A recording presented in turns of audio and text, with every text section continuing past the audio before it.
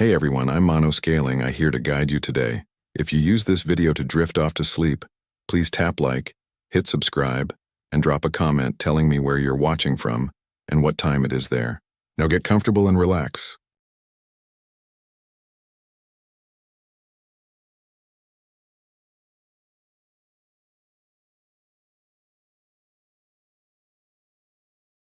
My name is Claire Matheson, and I need to write this down while I still remember it clearly. My husband David says I should just forget about it, that we're home now and it's over. But I can't. Something happened at Lake Powell last month, and I need to get it out of my head. We'd been planning the trip for over a year. David bought a used RV in February, a 2015 Winnebago, 32 feet, the kind with the slide-out that gave us actual living space. We weren't the RV type, really. We were both teachers, me middle school English and David high school chemistry, and we'd always done hotels or Airbnbs for vacations. But David's brother Rick had been talking up the RV lifestyle for years, and after the pandemic, the idea of having our own space while traveling sounded good. We left Pittsburgh on a Saturday in late September. The plan was to drive out to Lake Powell in Utah, spend 10 days there, then loop back through Colorado. Just the two of us. Our daughter Emily was starting her sophomore year at Penn State, so we finally had the house to ourselves. The drive took 4 days.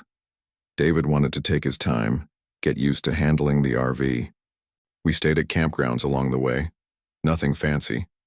By the time we crossed into Utah, I was actually enjoying it. There was something relaxing about pulling into a site, hooking up the utilities, and having everything we needed right there. Lake Powell was exactly what we'd hoped for. We'd booked a spot at Lone Rock Beach, where you can camp right on the sand with the water in front of you and that massive red butte rising up behind. The woman at the entrance station told us we could pick any spot that wasn't occupied. We drove along the beach until we found a good one, maybe 100 yards from the nearest RV, which happened to be Rick's. I should explain about Rick. He'd driven out from Phoenix to meet us, just for the first few days of our trip. He and David had always been close, and Rick had promised to show us the ropes. His RV was bigger than ours, one of those Class A models that looks like a bus. He'd been living in it full-time for 3 years, ever since his divorce. We got set up around 4 in the afternoon. Rick came over with 3 beers and helped David with the leveling jacks and the slide out. I remember standing there watching the sun hit the water, thinking this was going to be perfect. That first night was fine. We grilled burgers, sat outside talking until about 11. Rick told us about some hikes we should do, places we had to see. He'd been coming to Lake Powell for years and knew it well. Around midnight, we said goodnight and David and I went inside. The RV had a bedroom in the back, a real queen-size bed, which was one of the reasons David had picked this model. We got ready for bed, turned off the lights, and I fell asleep almost immediately. I woke up around 7. David was still asleep. I got up to make coffee and noticed the bedroom door was closed. That was strange because we never closed it. There was no reason to. The RV was just us, but I figured maybe I'd pulled it shut in my sleep or David had. I opened it and went to the kitchen, made coffee, started some eggs. David got up around 7:30. We ate breakfast, talked about what we wanted to do that day. Rick came over around 9 and the 3 of us drove into Page to get some supplies. The second night was similar. We cooked out again, this time steaks. Rick left around 10 because he had an early morning planned. He was going to drive up to Antelope Canyon for sunrise photos. David and I stayed up a little later, finished a bottle of wine, went to bed around 11:30. The next morning, I woke up and the bedroom door was closed again. I asked David about it while we were having coffee. He said he hadn't closed it. I told him it had been closed yesterday too. He shrugged and said, maybe it swung shut on its own because of how we were parked. The RV wasn't perfectly level despite the jacks. That made sense. I let it go. Rick left that day. He had to get back to Phoenix for work. He did some kind of remote IT consulting, but he had an in-person meeting he couldn't miss. We drove him to the marina where he was going to leave his RV for a few days. Then he'd come back and pick it up on his way home. We said goodbye, made plans to meet up again before we left Utah, and David and I went back to our spot on the beach. That night, it was just us. We ate sandwiches for dinner, played cards, went to bed around 10. Simple. Quiet. I woke up at 6:30. The bedroom door was closed. I lay there for a minute, looking at it. The door had one of those standard RV latches, a little metal hook that caught on a loop. It definitely shouldn't close on its own. I got up and checked it.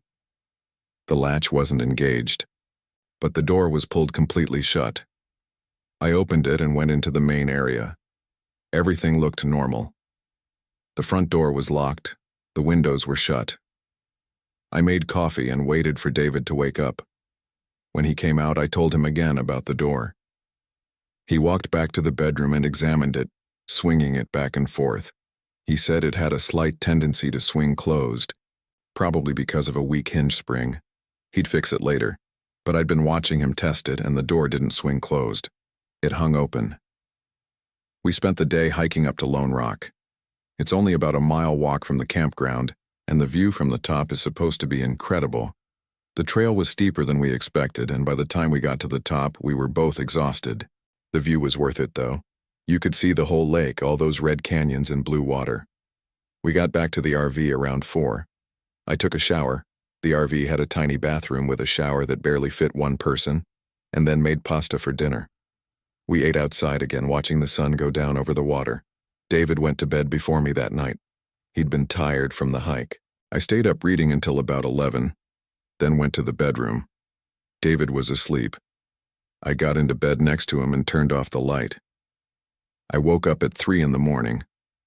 I don't usually wake up in the middle of the night, but something had disturbed me. I lay there listening. I couldn't hear anything unusual, just the wind outside and David breathing next to me. The bedroom door was closed. I stared at it in the dark. I hadn't closed it when I came to bed. I was sure of that. I got up, my heart beating a little faster than normal, and opened it. The main area of the RV was dark. I turned on the light above the stove. Everything looked fine. The front door was locked, the windows were locked. I checked the bathroom, nothing. I even opened the storage compartment under the bed where we kept our suitcases. Everything was normal. I went back to bed. David didn't wake up. I lay there for a long time before I finally fell asleep. In the morning, David asked me why I'd gotten up in the middle of the night. I told him about the door closing again. He looked concerned, but not about the door, about me. He asked if I was feeling okay, if I was stressed about something. I told him I was fine, and he said maybe I should try taking some melatonin to sleep better. We didn't talk about it again that day. That afternoon, another RV pulled into a spot about 50 yards down the beach from us. A couple got out, maybe in their 60s, and started setting up. David walked over to say hello. I watched from our RV window. He talked to them for a few minutes, then came back. "Nice people," he said. "Bill and Sharon from Oregon. They've been coming here for years." I went over later to introduce myself. Sharon was friendly, talkative. She asked how long we were staying, if this was our first time. I mentioned that we'd been having a minor issue with one of our doors closing on its own. Asked if that was normal for RVs. She looked at me strangely. "You mean like it's swinging shut?" "Yeah, the bedroom door. It keeps closing at night." She didn't say anything for a moment. Then she smiled. "Could be the leveling. Sometimes if you're parked on a slope, things shift around at night." But we weren't on a slope. The beach was flat. That night, I couldn't sleep. David was out by 9:30, exhausted from another long hike we'd done. I lay there next to him, staring at the bedroom door. I'd left it wide open, propped it with a shoe just to test it. At 11:30, I was still awake. The door was still open. At 1 in the morning, I finally drifted off. I woke up at 5. The shoe was on the floor. The door was closed. I didn't wake David. I got up, went to the kitchen, made coffee. My hands were shaking a little. I sat at the small dining table and tried to think rationally. Maybe there was some explanation I wasn't seeing. Maybe the RV was settling, or there was some kind of air pressure thing, or... I heard something outside. It was faint, like footsteps in sand. I froze, listening. The sound stopped. I waited. Nothing. I got up and looked out the window above the sink. It was still dark, just the faintest hint of dawn on the horizon. I couldn't see anything. Our RV was facing the water, and behind us was nothing but empty beach and that red butte in the distance. I went back to the table and sat there until David woke up at 6:30. I told him what had happened, all of it. He listened, then asked if I wanted to leave. I said no. He said maybe we should move to a different spot, see if that helped. I agreed. We spent the morning packing up and relocating to a different area, closer to the entrance road and nearer to Bill and Sharon's RV. There were more people around, which made me feel better. We got set up again by noon. That night I made sure the bedroom door was secured. I took a bungee cord from our storage and hooked it from the door handle to a cabinet across from it. The door couldn't close unless someone unhooked the bungee. We went to bed around 10. I fell asleep easier than I had in days, reassured by the bungee cord. I woke up at 2 in the morning. The bungee cord was unhooked. The door was closed. I sat up in bed, my heart pounding. David was still asleep beside me. I stared at the door. The bungee cord was lying on the floor, neatly coiled. I didn't move. I couldn't. I just sat there in the dark, looking at that closed door. Finally, I got up and opened it. The RV was empty. Everything was locked. I checked the bungee cord. It wasn't broken or cut. Someone had simply unhooked it, but no one had been inside. I knew that. The front door locked from the inside with a deadbolt. The windows were all secured. There was no way someone could have gotten in. I went back to the bedroom and shook David awake. He was groggy, confused. I showed him the bungee cord, told him what had happened. He got up and checked the whole RV himself. He couldn't find anything wrong. "Maybe you unhooked it in your sleep," he said. I didn't. "Claire, you had to have. There's no other explanation." I didn't argue with him. I went back to bed. He fell asleep quickly. I stayed awake until morning. The next day, I walked down to Bill and Sharon's RV. Sharon was outside, reading in a folding chair. I asked if I could talk to her. She put down her book and gestured to another chair. I told her everything. She listened without interrupting. When I finished, she was quiet for a long time. "Has anything else happened?" she finally asked. "Besides the door?" "What do you mean? Have you noticed anything else strange?" I thought about it. "No, just the door." She nodded slowly. "Bill and I have been coming to Lake Powell for 15 years. We've heard stories." "What kind of stories?" "People getting uncomfortable, especially out at Lone Rock. It's very isolated out here. Some folks can't handle that. They start imagining things." "I'm not imagining this."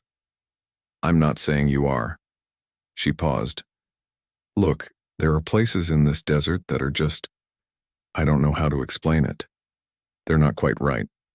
Some people are more sensitive to it than others." I didn't know what to say to that. "My advice?" she continued. "If it's bothering you that much, maybe cut the trip short. There's no shame in it." I thanked her and went back to our RV. David was inside working on his laptop. I told him I wanted to leave. He looked up at me, surprised. "Leave? We've still got 5 days left." "I know, I think we should go." He closed his laptop. "Because of the door?" "Yes."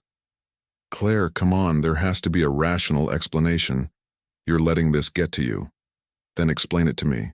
Explain how a door keeps closing when it can't physically close on its own.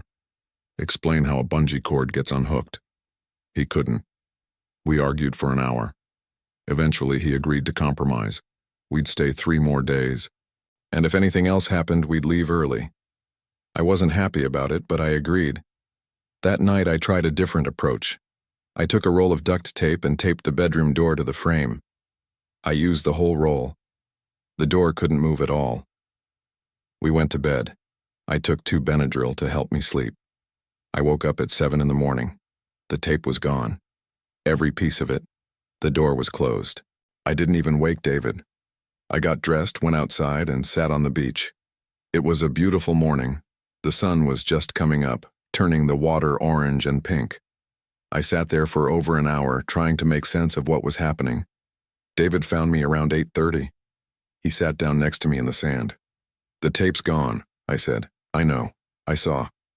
We need to leave." "I know." We started packing up that morning. Bill came over while we were disconnecting the utilities and asked if everything was okay. David told him we'd had a family emergency, needed to get back home. Bill nodded, didn't push it. Sharon waved from their RV but didn't come over. We were almost ready to go when I realized I'd left my phone charger in the bedroom. I went back inside to get it. The bedroom door was open.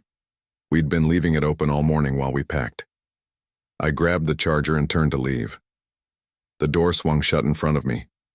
I stood there, staring at it. Then I reached out and tried to open it. The latch had engaged. The door was locked from the outside. I started pounding on it and yelling for David. I heard him running. He tried to open the door from his side, but it wouldn't budge. The latch was stuck. He had to get a screwdriver and take the whole latch mechanism apart before he could get the door open. I came out shaking. David held me for a minute, then helped me outside.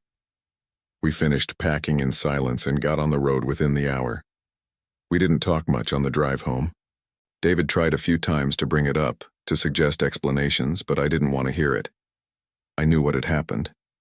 Someone, or something, had been closing that door every night. Someone had been outside our RV. We got home to Pittsburgh 6 days later. Everything seemed normal. We unpacked, David returned to work. I started planning for the new semester, but I couldn't stop thinking about those mornings waking up to find the door closed. Last week I was going through the photos on my phone from the trip. Most of them were just landscapes. The lake, the red rocks, sunsets. But there was one photo I didn't remember taking.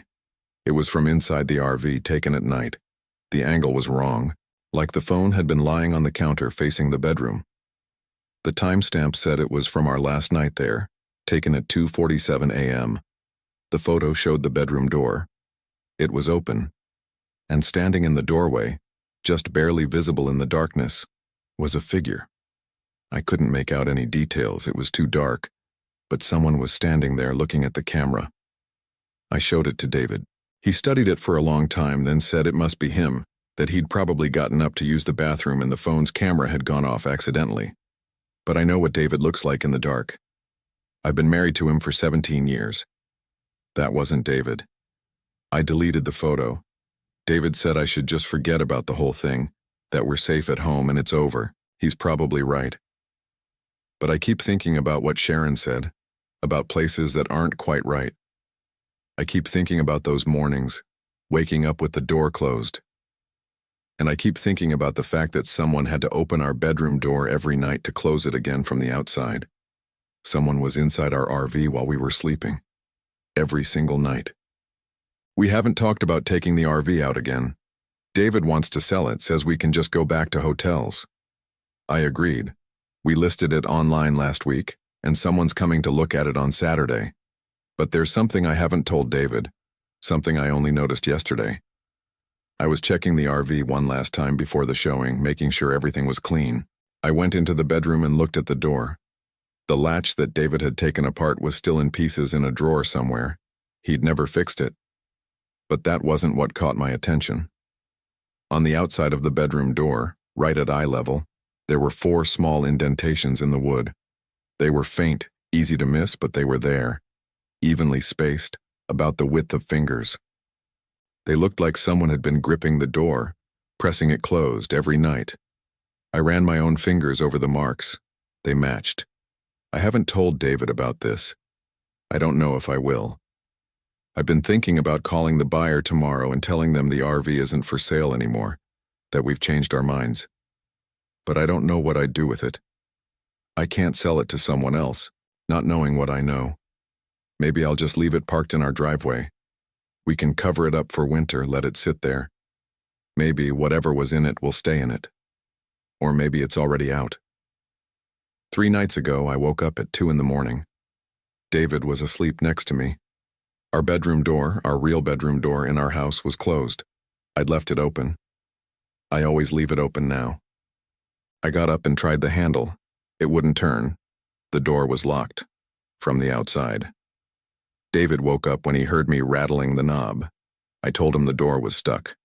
He got up and examined it, jiggled the handle. It opened easily for him.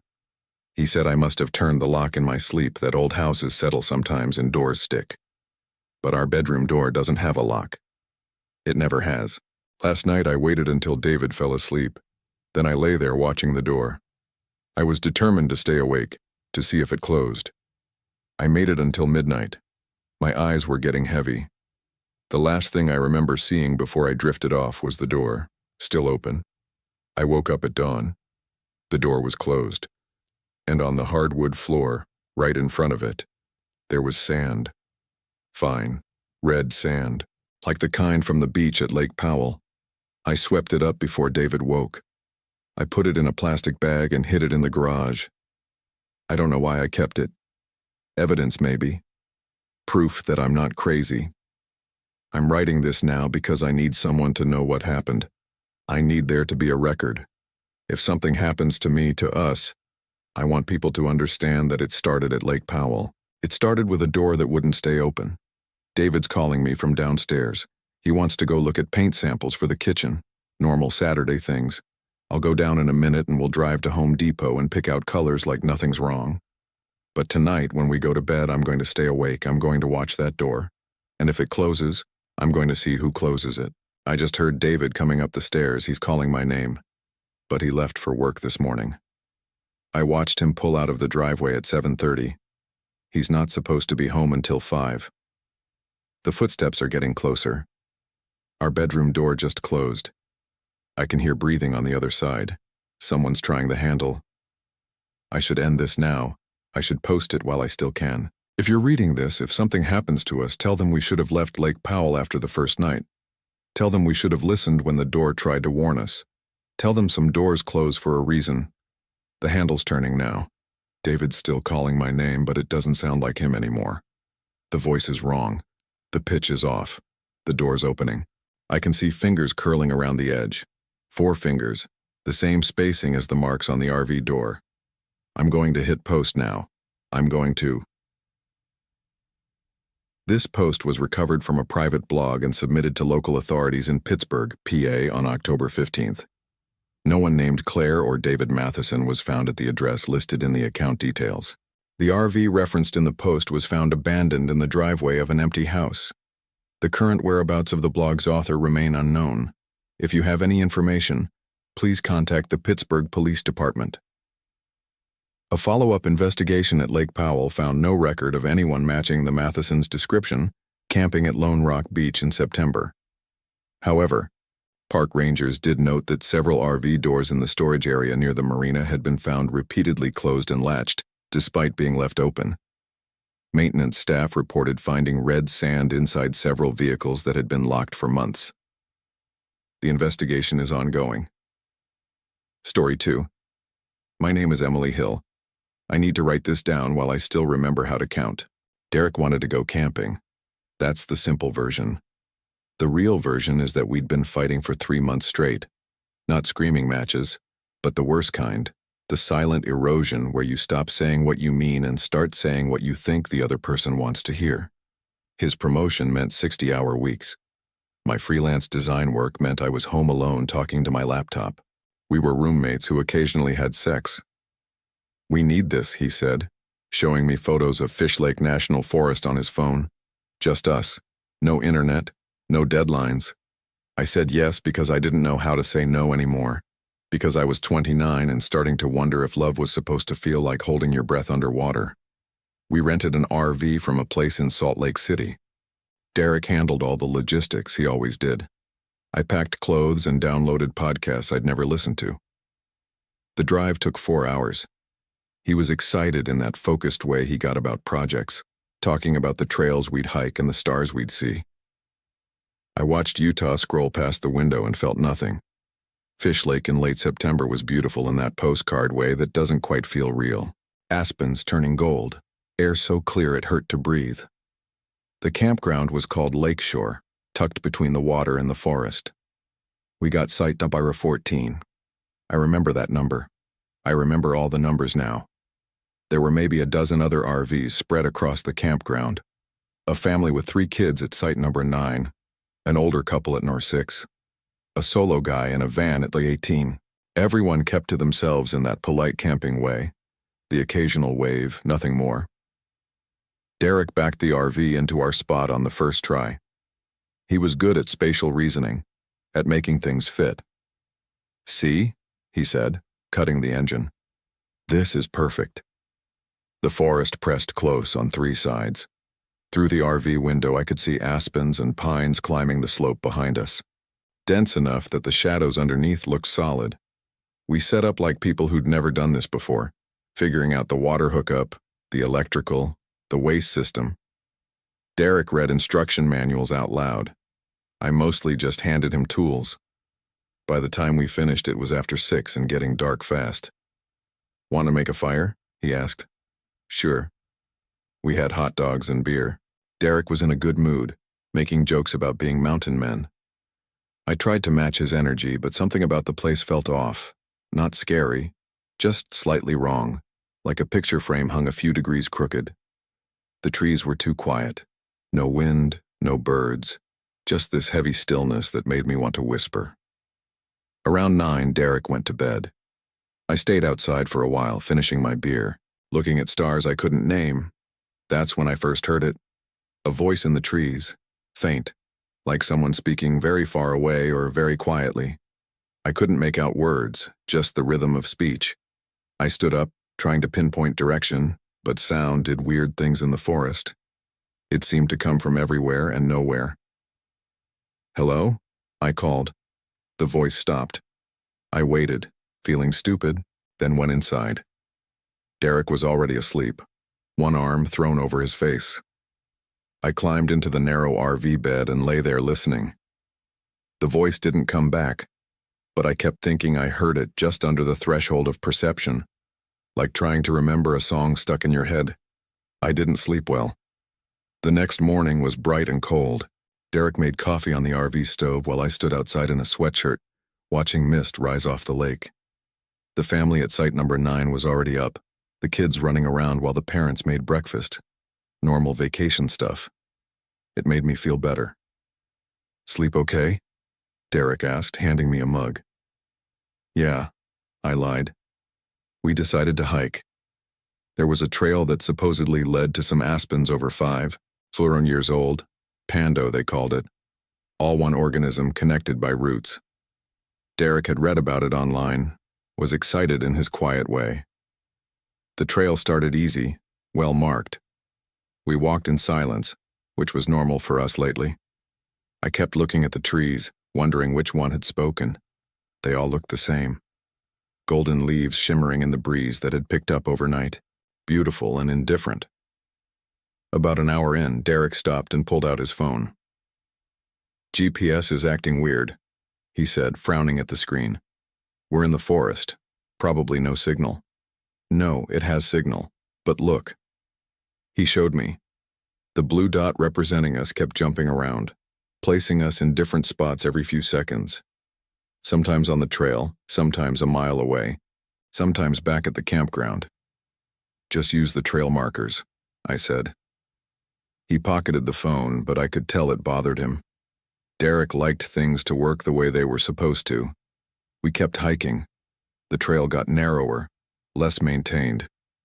My calves started to burn. I was about to suggest turning back when Derek stopped again, head tilted. "Do you hear that?" I listened. At first, nothing. Then I caught it. That same faint voice from last night, but this time I could make out what it was saying. Numbers.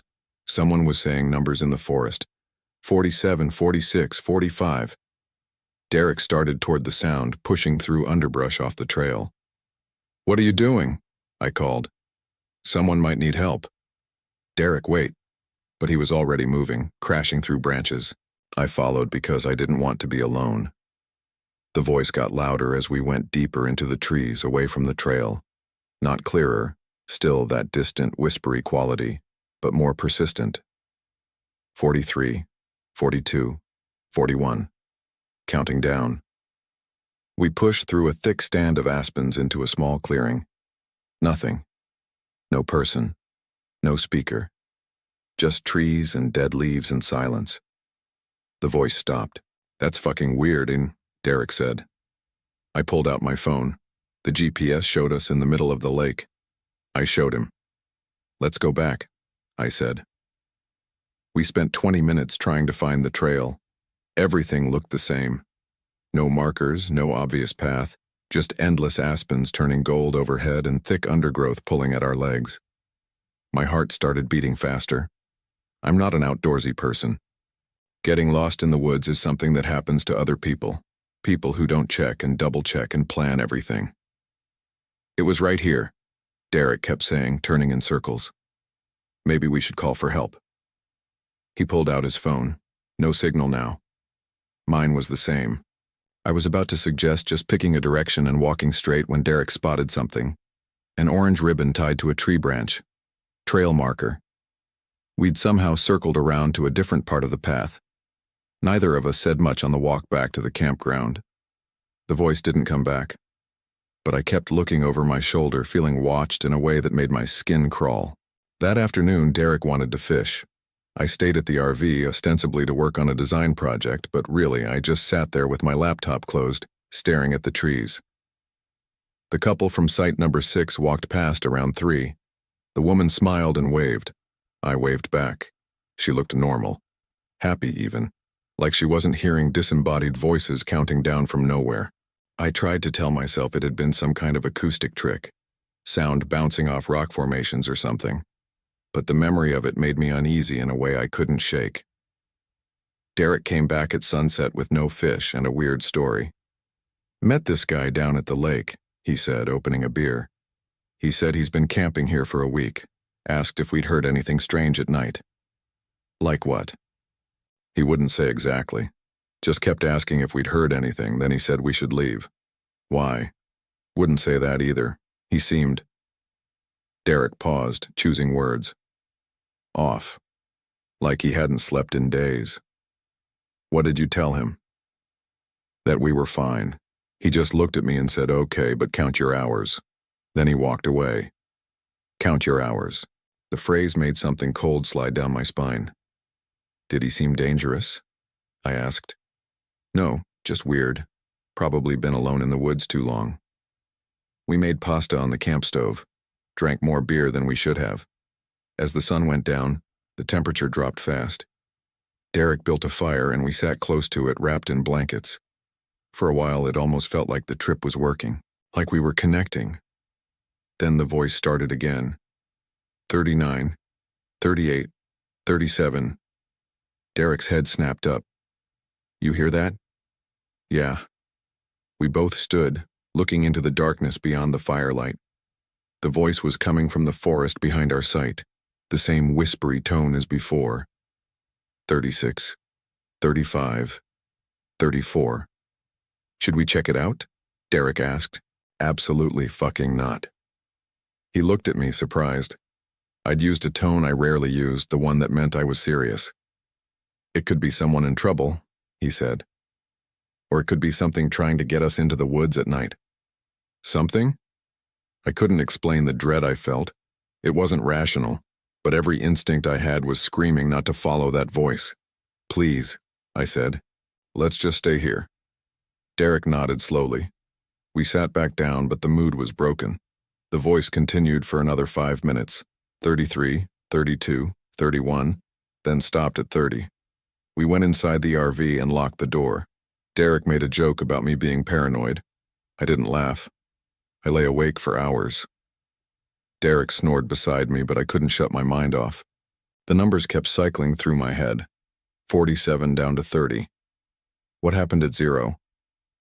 Around 2 in the morning I heard it again, softer this time, like it was right outside the RV. 29, 28, 27. I didn't wake Derek.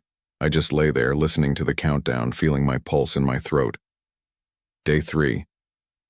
I wanted to leave. Derek wanted to stay. "We paid for a week," he said over coffee.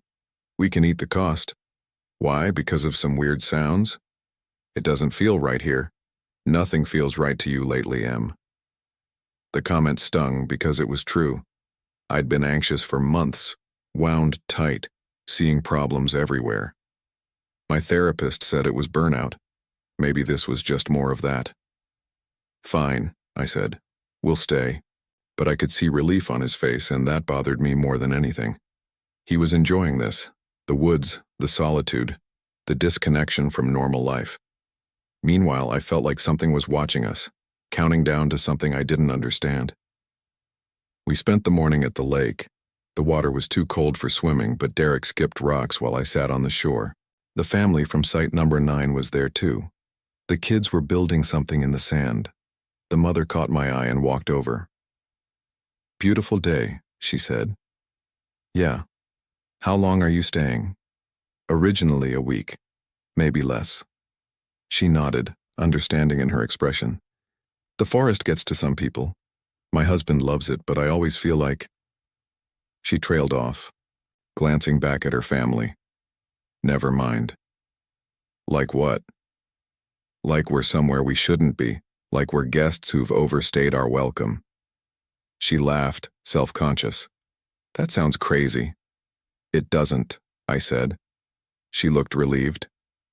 "Have you heard anything strange at night?" My skin prickled. "Like what?" "I don't know. Voices, maybe.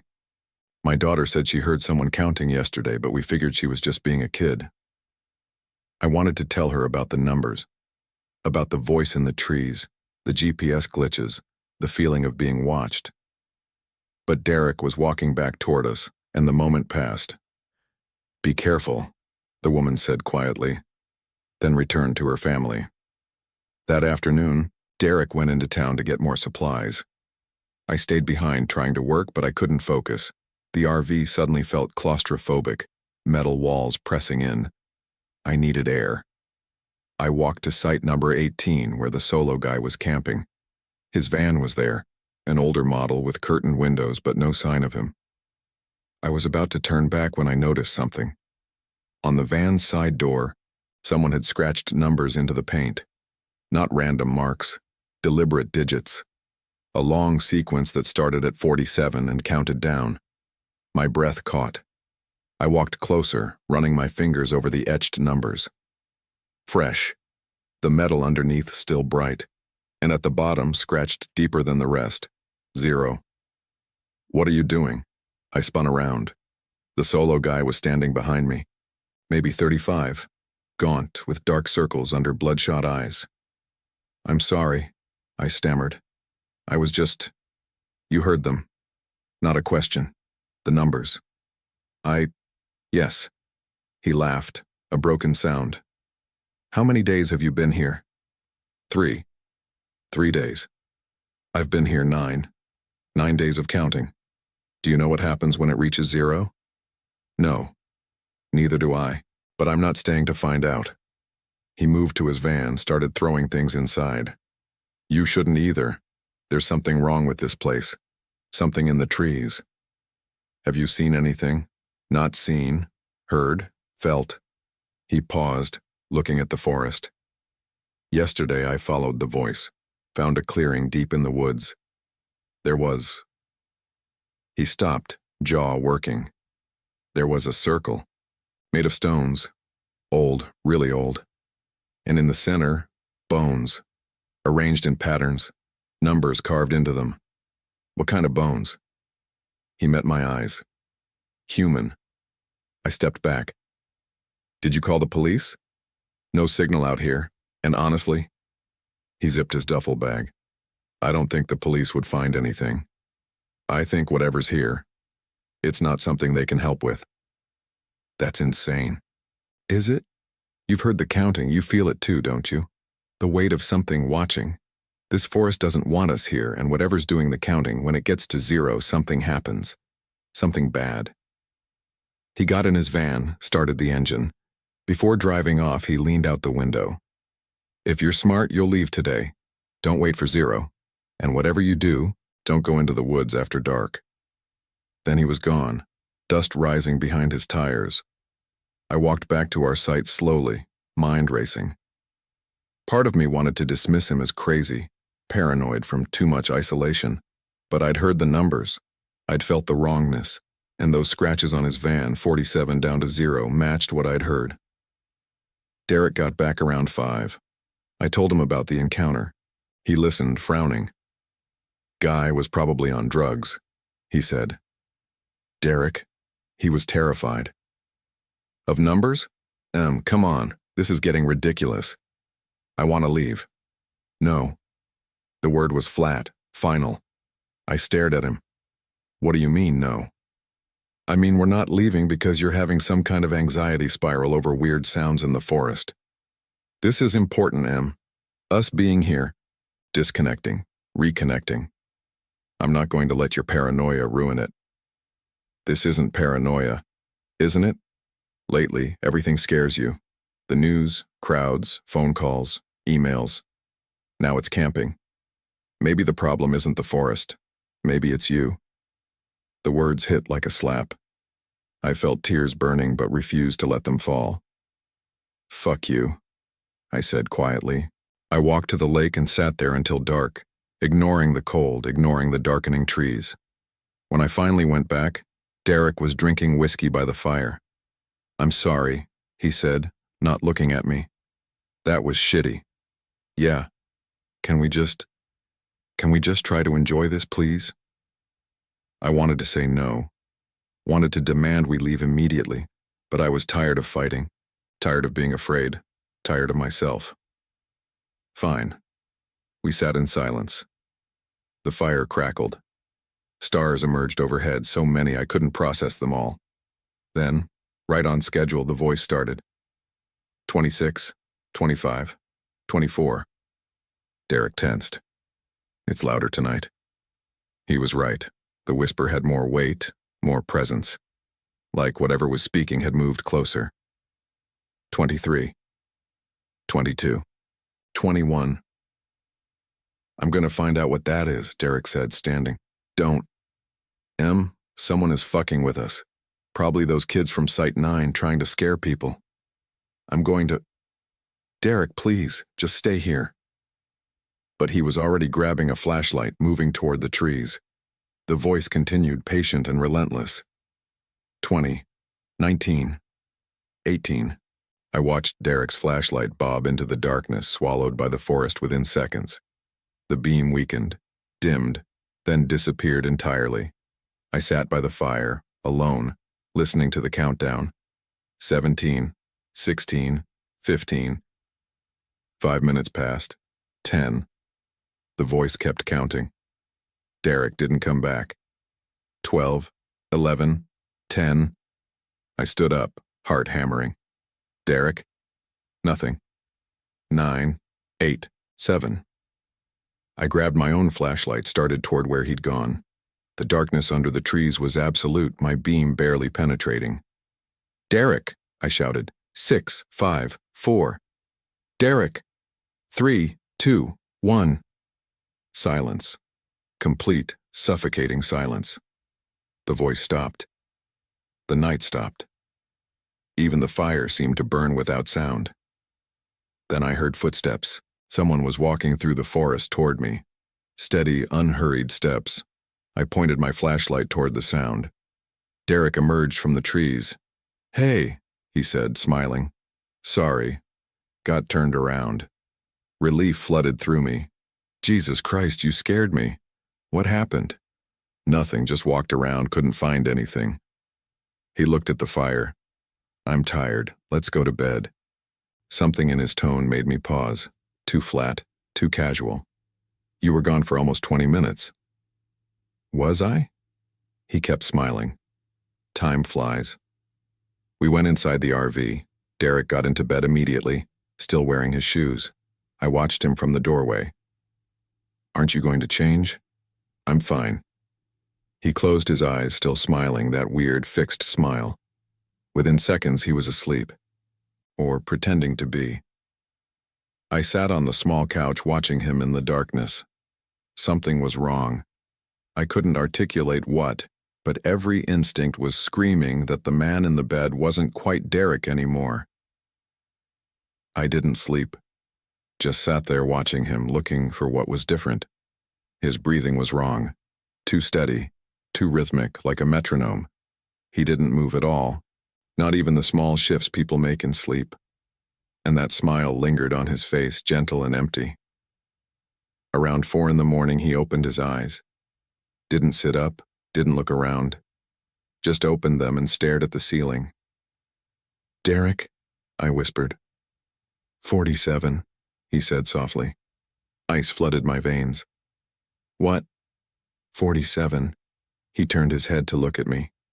In the darkness, I couldn't quite see his expression. 46, 45, 44. Stop it. 43, 42, 41. "Derek, this isn't funny." He sat up slowly, mechanically, like he was being pulled by strings. The smile never wavered. 40, 39, 38. I backed toward the door. "What's wrong with you?" 37, 36, 35. I scrambled out of the RV, stumbling in the darkness. Derek followed, still counting, still smiling. The fire had died to embers, offering no light. I ran toward site number 6, toward the older couple, hoping they could help, hoping I wasn't insane. Their RV was dark. I pounded on the door. "Hello? Please, I need help." No answer. I tried the handle. Locked.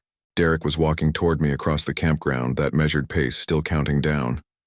31, 30, 29. I ran to site number 9, the family with kids. Same thing. Dark, locked, no response. Were they asleep? Ignoring me? Gone? 26, 25, 24. I had nowhere to go but the forest. I crashed into the trees, flashlight beam wild, branches tearing at my face and arms. Behind me, Derek followed. I could hear him counting, never speeding up, never slowing down, always the same distance behind me. 20, 19, 18. I ran until I couldn't breathe, until my legs gave out, until I collapsed in a small clearing. The flashlight fell from my hand, beam pointing at nothing. Derek entered the clearing. 15, 14, 13. "Please," I sobbed. "Please stop." He tilted his head, still smiling. 12, 11, 10. "What do you want?" 9, 8, 7. I saw it then, in the weak light, his eyes. They weren't Derek's eyes. They were older, colder, something ancient looking out through his face. 6, 5, 4. "Derek, I know you're in there. Fight it, please." 3, 2, 1. He stopped. Silence rushed in. We stared at each other across the clearing. Then Derek spoke in his normal voice. "M? Derek? What happened? Where are we?" Confusion on his face. Real confusion. The smile was gone. "Why are we in the forest? Why are you crying?" I wanted to believe it. Wanted to think whatever had taken him had let go. But I saw the truth in the way he moved toward me. Careful, testing like he was learning to use his body. "Stay away from me," I said. "M, it's me. I don't know what happened, but what's my favorite color?" He paused. "Blue." "It's green." "What's my middle name?" Another pause. "Marie." "It's Catherine. You're not Derek." The thing wearing Derek's face stopped pretending. The smile returned, wider than any human smile should be. "Smart," it said in a voice that was Derek's but wasn't. Smarter than he was. "What are you?" "Old. Older than these trees, older than this forest. We've been here since the beginning, counting, always counting. Time is just numbers, and we know them all." "Where's Derek?" "Here, buried inside. Maybe I'll let him surface sometimes. Maybe he'll remember pieces. Maybe you'll never be sure which one you're talking to." I backed away. It watched me with Derek's eyes. "You should go," it said. "Drive away. Forget this place. Forget him. Because if you stay, we'll count for you too. And when we reach 0, the smile widened impossibly. "Well, you'll find out." I ran. Through the forest, branches tearing at me, breath ragged. I didn't know direction, didn't care. Just ran until I burst out onto the campground. The RV was there, keys in my pocket. I could leave. Should leave. But Derek was in those woods, some part of him anyway. I got in the RV, started the engine. My hands shook on the wheel. All I had to do was drive. Leave him, leave this place, get help from town. I put it in gear. Then I heard it. From the forest, Derek's voice. His real voice, the one I'd known for 2 years. "Emily, help me. Please." I froze. "It's in my head. I can't." His voice cut off, replaced by that horrible whisper, 47. I looked at the road, looked at the forest, made my choice. I drove. The town was 20 miles away. I got there at dawn, went straight to the sheriff's office, told them everything, the counting, Derek acting strange, him being lost in the woods. I didn't mention possession, didn't mention ancient things, just said my boyfriend was missing, possibly hurt, definitely not himself. They sent a search team. I led them back to the campground. Site number 14 was empty. Our RV, the one I'd driven out, was gone. In its place, nothing but dirt and pine needles, like we'd never been there at all. The other campsites were empty too. Site number 6, site number 9, site number 18. No RVs, no people, no signs anyone had been there recently. "Are you sure this is the right place?" the sheriff asked. I stared at the empty ground. Yes. They searched anyway, spent hours combing the forest. Found no trace of Derek, no clearing with bones, no circle of stones. Nothing. Eventually, they drove me to the hospital. Shock, they said, exposure, possible head injury. I let them think what they wanted. I spent 3 days there.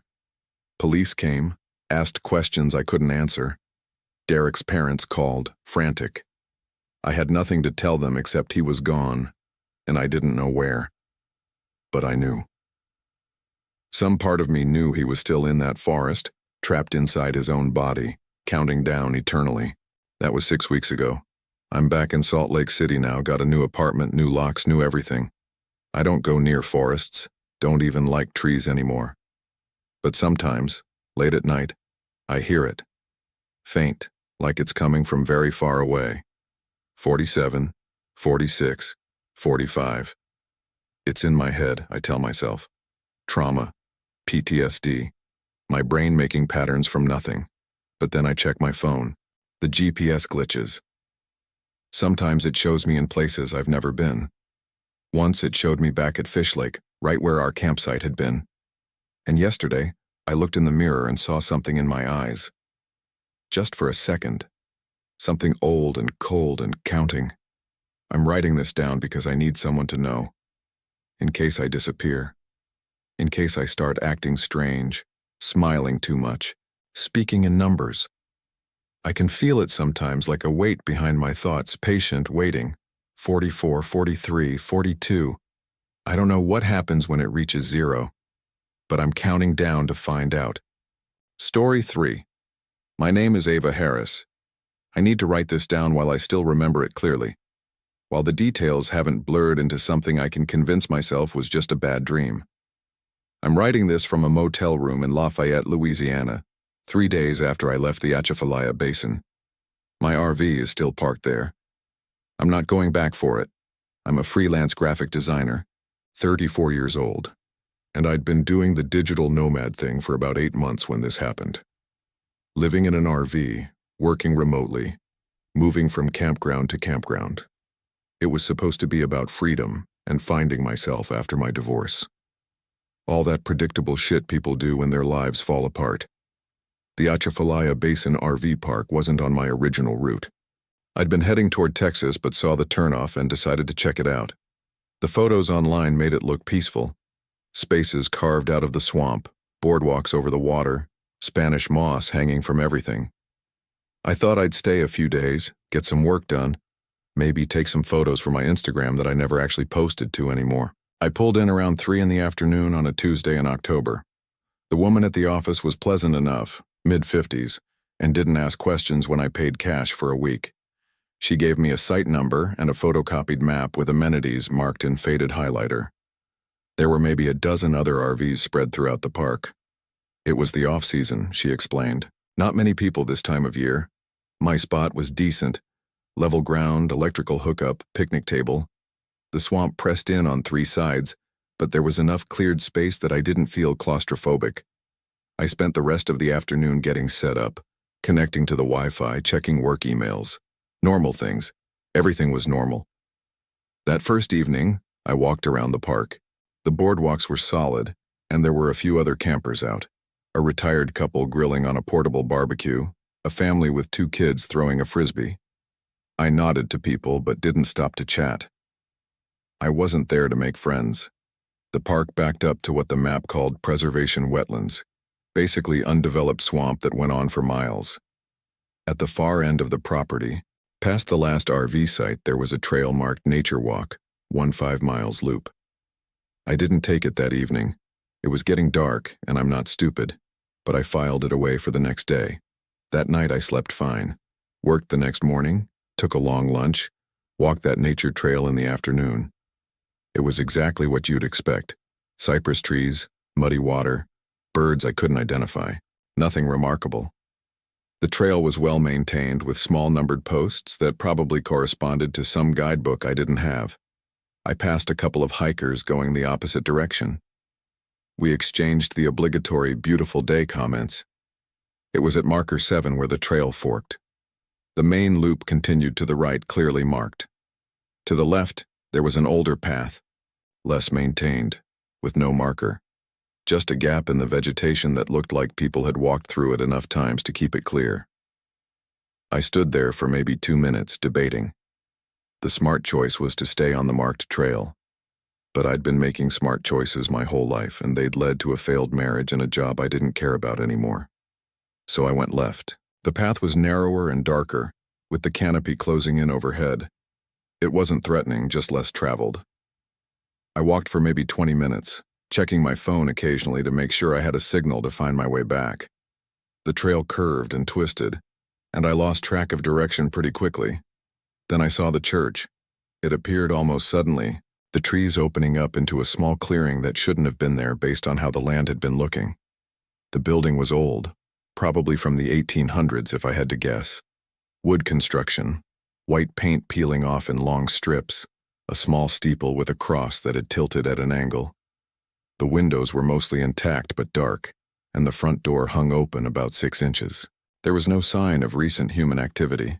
No path leading to it other than the one I'd come from. No cleared space for parking. No indication it was maintained or visited. Just this structure in the middle of the swamp, slowly being reclaimed. I should mention that I'm not particularly superstitious. I don't believe in ghosts or demons or any of that. My ex-husband used to drag me to haunted house attractions every Halloween, and I'd walk through them bored, pointing out the mechanisms of the scares. So standing in front of this abandoned church didn't fill me with supernatural dread. I was just curious. The door had swollen in its frame from humidity, but I managed to pull it open enough to slip inside. The interior was one large room, maybe 30 feet by 40 feet. Pews on either side of a center aisle, though many had rotted or collapsed. A raised platform at the far end where a pulpit would have been, though the pulpit itself was gone. The walls were water-stained and covered in mold, and there were holes in the ceiling letting in shafts of afternoon light. What struck me immediately was how still it was inside. Outside I could hear birds, insects, the general ambient noise of a swamp. Inside the church there was nothing. Complete silence, like the building was sealed even though it clearly wasn't. I walked down the center aisle, my footsteps echoing wrong, too flat, too dead. I was looking at the architecture, the craftsmanship of the woodwork, trying to figure out when it had been built and why someone would build a church this far into the swamp. That's when I noticed the shadows. The light coming through the windows and holes in the ceiling created obvious shadow patterns on the floor and walls. But as I moved through the space, I realized the shadows weren't moving with me. When I walked past a window, my shadow should have appeared on the opposite wall. It didn't. Or rather, it did, but it lagged. By a second, maybe less. Just enough to be noticeable if you were paying attention. I stopped walking and stood completely still. The shadow cast by my body onto the floor in front of me didn't stop. It kept moving for another second, completing whatever motion I'd been in the middle of. Then it froze. I raised my right arm. My shadow raised its right arm. But a second later, I told myself it was some trick of the light, the way the sun was filtering through multiple openings, creating a delay effect I didn't understand. But I'm not an idiot. I know how shadows work. They don't have lag. I left the church quickly, not running but walking fast, and pulled the door back to where it had been. The trip back to the main trail took half as long as the walk out had, probably because I was moving faster. By the time I reached the nature walk loop, I'd almost convinced myself I'd imagined it. Eyes playing tricks, fatigue, too much screen time affecting my perception. That evening I didn't mention the church to anyone. I made dinner in my RV, worked on a client project, watched some downloaded movies on my laptop. Normal evening. I went to bed around 11. I woke up at 3:06 a.m. I know the exact time because I'd left my phone charging on the counter next to the bed, and when I opened my eyes, that's what the screen said. 3:06 a.m. Someone was knocking on my RV door, not pounding, just a steady, polite knock, the kind a neighbor might use to borrow something. 3 knocks, pause, 3 more knocks. I lay there in the dark, trying to decide what to do. The RV park had security lighting, but my spot was far enough from the nearest light that the interior was pitch black. I couldn't see anything through the windows. The knocking came again. Same pattern. 3. Pause. 3. I got up and grabbed my phone. Turning on the flashlight, I moved to the front of the RV where the door was. Through the small window in the door, I could see someone standing there. A woman, I thought, though the angle and darkness made it hard to tell. "Who is it?" I called through the door. No answer, but another round of knocking. 3. Pause. 3. "The office is closed," I said. "Come back in the morning." The knocking stopped. I waited, holding my breath, trying to hear any sound of movement outside. Nothing. After 5 minutes, I convinced myself whoever it was had left. I went back to bed but didn't sleep. Just lay there staring at the ceiling of the RV until my alarm went off at 7. The next morning, I asked the woman in the office if there had been any issues during the night. She said no. Everything had been quiet. I described the knocking and she frowned, said she'd check with the security person who did occasional overnight rounds, but he usually only worked weekends. I spent the day working, trying to focus on a logo redesign that was due Friday. Around 2 p.m., I took a break and walked around the park. The retired couple I'd seen my first day were packing up their RV, preparing to leave. I waved and the woman walked over. "Leaving early?" I asked. She glanced back at her husband, who was securing something on the RV's roof. "We just decided it was time to move on. Lots of other places to see." "Everything okay here?" "Oh, sure." She smiled, but it didn't reach her eyes. "It's a nice park. Just ready for a change of scenery." She walked back to her RV before I could ask anything else. They pulled out an hour later. That afternoon, I went back to the church. I told myself I was being ridiculous, that there was nothing strange about it, that I just needed to prove to myself the shadow thing had been an illusion. But honestly, I don't know why I went back. Some part of me was drawn to it. The walk took less time now that I knew where I was going. The church looked the same, abandoned, slowly rotting, completely isolated. The door was still open 6 inches, exactly where I'd left it. I went inside. The shadows were worse. Not just lagging now, but moving independently. I stood in the center of the room, and my shadow on the floor in front of me shifted slightly to the right even though I hadn't moved. I took 3 steps forward, and my shadow took 4. I should have left right then. Instead, I walked up to the platform where the pulpit had been. There was a door in the back wall I hadn't noticed the day before, slightly ajar. I pushed it open. It was a small room, maybe 10 by 10 feet. Probably had been used for storage or as a vestry. There was nothing inside except dust and water damage and, On the far wall, something scratched into the wood. Not carved carefully, but gouged, like someone had used a rock or piece of metal to dig the letters in. It said, "Don't look at the shadows." Below that, in different handwriting, also scratched, "They see you seeing them." And below that, a third set of scratches, "It knows my name." I stood there reading and rereading those words, my phone's flashlight creating its own delayed shadow on the wall beside me. The rational part of my brain said this was probably teenagers, urban explorers, people who'd found the church and wanted to leave creepy messages. The other part of my brain, the one that had noticed my shadow moving wrong, said something different. I heard a sound from the main room of the church. Not loud, just a soft scraping, like something being dragged across the floor. I stepped back into the doorway, shining my light into the larger space. The pews cast long shadows from my light source, and every single one of those shadows was moving. Not dramatically, just small shifts and adjustments, like they were settling into new positions. My own shadow on the floor stretched out in front of me, and as I watched, it raised one arm, even though both my arms were at my sides. I left. Actually left this time, not looking back, trying not to run but definitely walking faster than I'd walked in.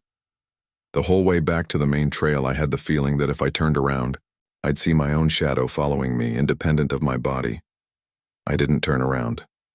Back at my RV, I tried to work but couldn't focus. I kept thinking about those scratched messages, particularly the last one. "It knows my name." Who had written that? When? Were they still alive? At 3:06 a.m. the knocking started again. 3 knocks, pause, 3 knocks. This time I didn't get up. I lay in bed, listening to the pattern repeat. After the third set of knocks, I heard my name. Ava.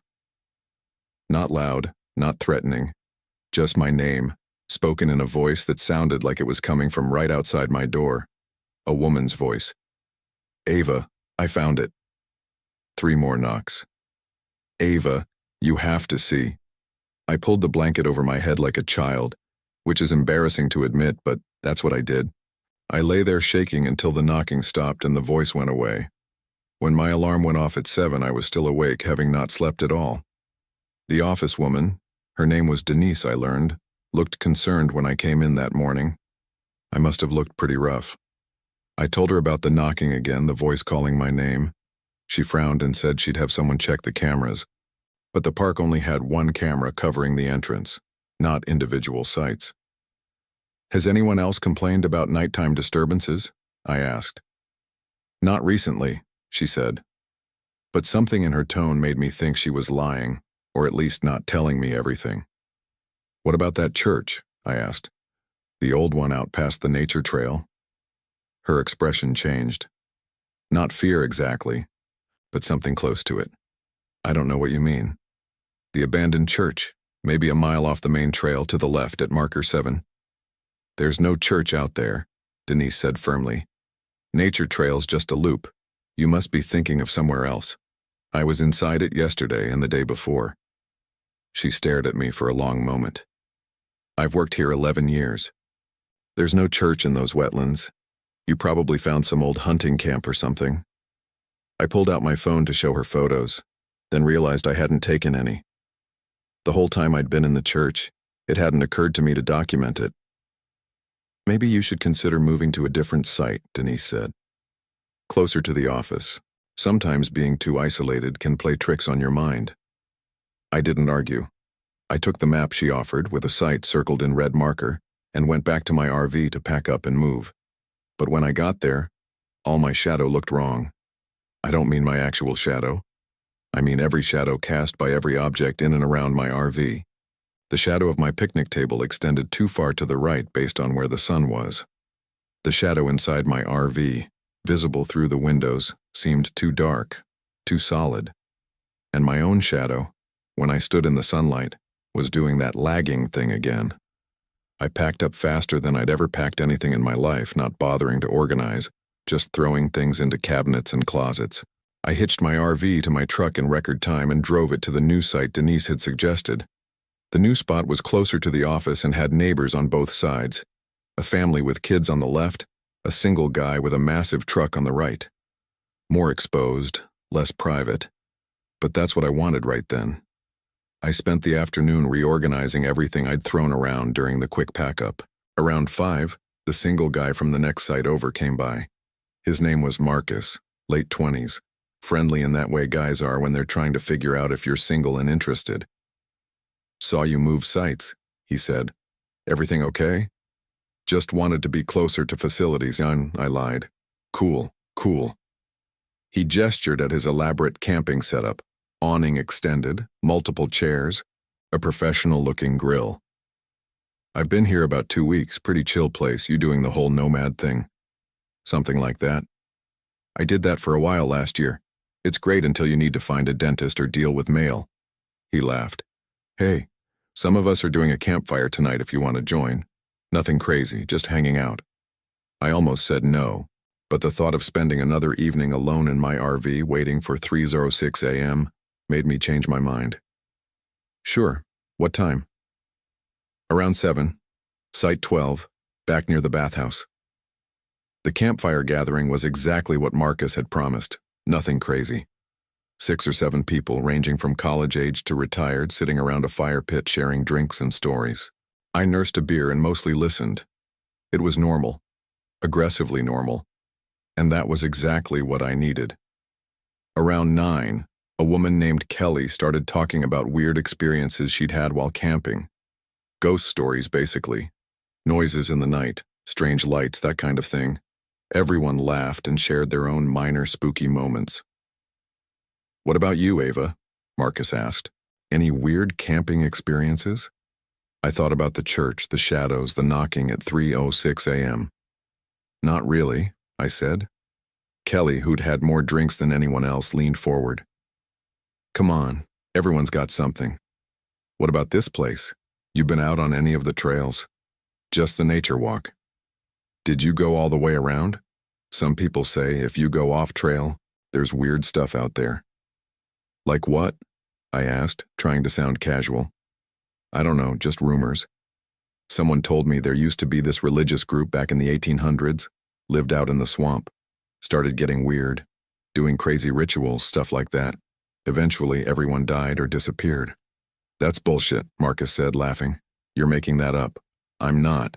Someone told me about it. Said there's still buildings out there, and if you find them, you shouldn't go inside." "Why not?" someone else asked. Kelly shrugged. "I don't know.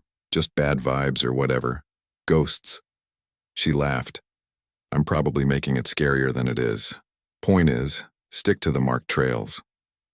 The conversation moved on, but I kept thinking about what Kelly had said. A religious group in the 1800s. Buildings still out there. It matched what I'd found, but I hadn't told anyone about the church. So either Kelly knew about it from some other source, or it was a common enough local legend that multiple people knew pieces of it. I left the campfire around 10:30, thanked Marcus for the invitation, and walked back to my RV.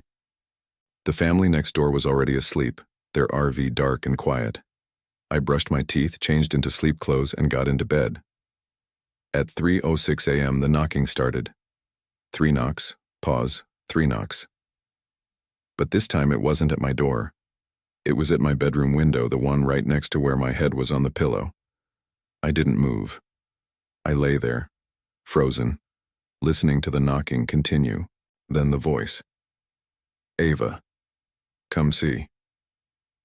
The voice was coming from right outside the window, maybe 6 inches from my ear through the RV's thin wall. "Ava." The shadows know. 3 more knocks directly on the window. "Come see what they showed me." I grabbed my phone and turned on the flashlight, shining it at the window. The curtain was closed, but through it I could see a silhouette. Someone standing right outside, close enough that their breath would have fogged the glass if it were cold enough. The silhouette didn't move. Just stood there. I fumbled with my phone, trying to dial 911, but my hands were shaking too much. Before I could get it to work, the knocking stopped. The silhouette outside the window moved away. I heard footsteps on gravel, fading into the distance. I spent the rest of the night sitting on my couch with all the lights on, a kitchen knife on the cushion next to me. When morning came, I went outside and checked the ground beneath my bedroom window. There were footprints in the mud, small, bare feet, a woman's feet or maybe a teenager's. The family next door was packing up. I caught the mother loading bags into their truck and asked if they'd heard anything during the night. "We're leaving," she said, not looking at me. "Did something happen?" She glanced at her husband, who was helping their kids into the truck. "We just need to go. Was it the woman knocking on RVs at night because she—" "I don't know what you're talking about," the mother said, cutting me off. "We're just leaving. You should too." They pulled out 20 minutes later. I went to the office to talk to Denise. She wasn't there. Instead, there was a younger guy I hadn't seen before, maybe in his 20s, reading something on his phone behind the counter. "Is Denise around?" I asked. "She called in sick. Can I help you?" "There was someone outside my RV last night, knocking on the windows. I need to file a report or something." He set down his phone. "Did you see who it was?" "Just a silhouette. A woman, I think. She called my name." His expression changed, becoming more guarded. "You're in sight." 37. I just moved from Site 12. "Okay. I'll make a note. We can have security do extra patrols." "Has anyone else reported this?" "Reported what?" "A woman knocking on RVs at 3:06 in the morning." He stared at me. "That's really specific. It happened at exactly 3:06 a.m. last night, and the night before, at my old site." "Look, I'll make a note, okay? If you're really concerned, you might want to contact local police. We don't have full-time security here." I left the office feeling like I'd gotten nowhere. Back at my site, Marcus was outside doing something with his RV's water hookup. He waved me over. "Hey, you okay? You look stressed." I considered lying but decided I was past that point. "Did you hear anything weird last night? Around 3 a.m.? "I sleep like the dead," he said. "Why?" "Someone was outside my RV knocking on the windows." His expression shifted from friendly to concerned. "Seriously, did you call the cops?" "Office guy said to call them if it happens again. Did you hear anything at the campfire last night? About people having experiences like that here?" "No, well, Kelly was doing her ghost story thing, but that was just bullshit." He paused. "You really think someone was outside your RV?" "I saw them, through the window." "That's fucked up. Want me to check around tonight?" "I can stay up, keep an eye out." Part of me wanted to say yes, but another part, the part that had been inside the church and seen the shadows move, didn't want Marcus anywhere near this. "No, it's fine. I'm probably going to leave anyway." "Probably smart," he said. "Sorry this happened. This is usually a pretty chill park." I spent the rest of the day working, or trying to. I couldn't focus. Every shadow in my RV looked wrong. When I moved, they lagged. When I stood still, they shifted. Around 2 p.m., I went outside to check, and my shadow on the ground was facing the wrong direction entirely, away from the sun instead of toward it. I got in my truck and drove. Didn't know where I was going, just needed to move. I ended up in a small town about 15 miles from the RV park, grabbed lunch at a diner, and spent 2 hours in a coffee shop trying to convince myself I was overreacting. When I got back to the park around 6 p.m., Marcus's RV was gone. His entire elaborate setup, awning, chairs, grill, everything was gone. The site was empty except for some tire tracks in the gravel. I knocked on the RV to my left, where the family had been. Also empty. In fact, looking around the park, I realized there were only 3 RVs left besides mine. The place had emptied out. I went to the office. The young guy from that morning was gone. Denise was back, sitting behind the counter, staring at nothing. "Everyone's leaving," I said. She looked at me like she was seeing me for the first time. "You should leave too." "What's happening here?" "I don't know what you mean." "The church," I said. "The one you said doesn't exist." "What is it?" Denise's hands were shaking. I could see them trembling on the counter. "There's no church." "Bullshit. You know about it. What happened there?" "Nothing happened," she said, but her voice broke. Please just leave tonight. Don't wait until morning. Tell me what's happening. She started crying. Not loud, just tears running down her face. I can't. I'm not supposed to talk about it.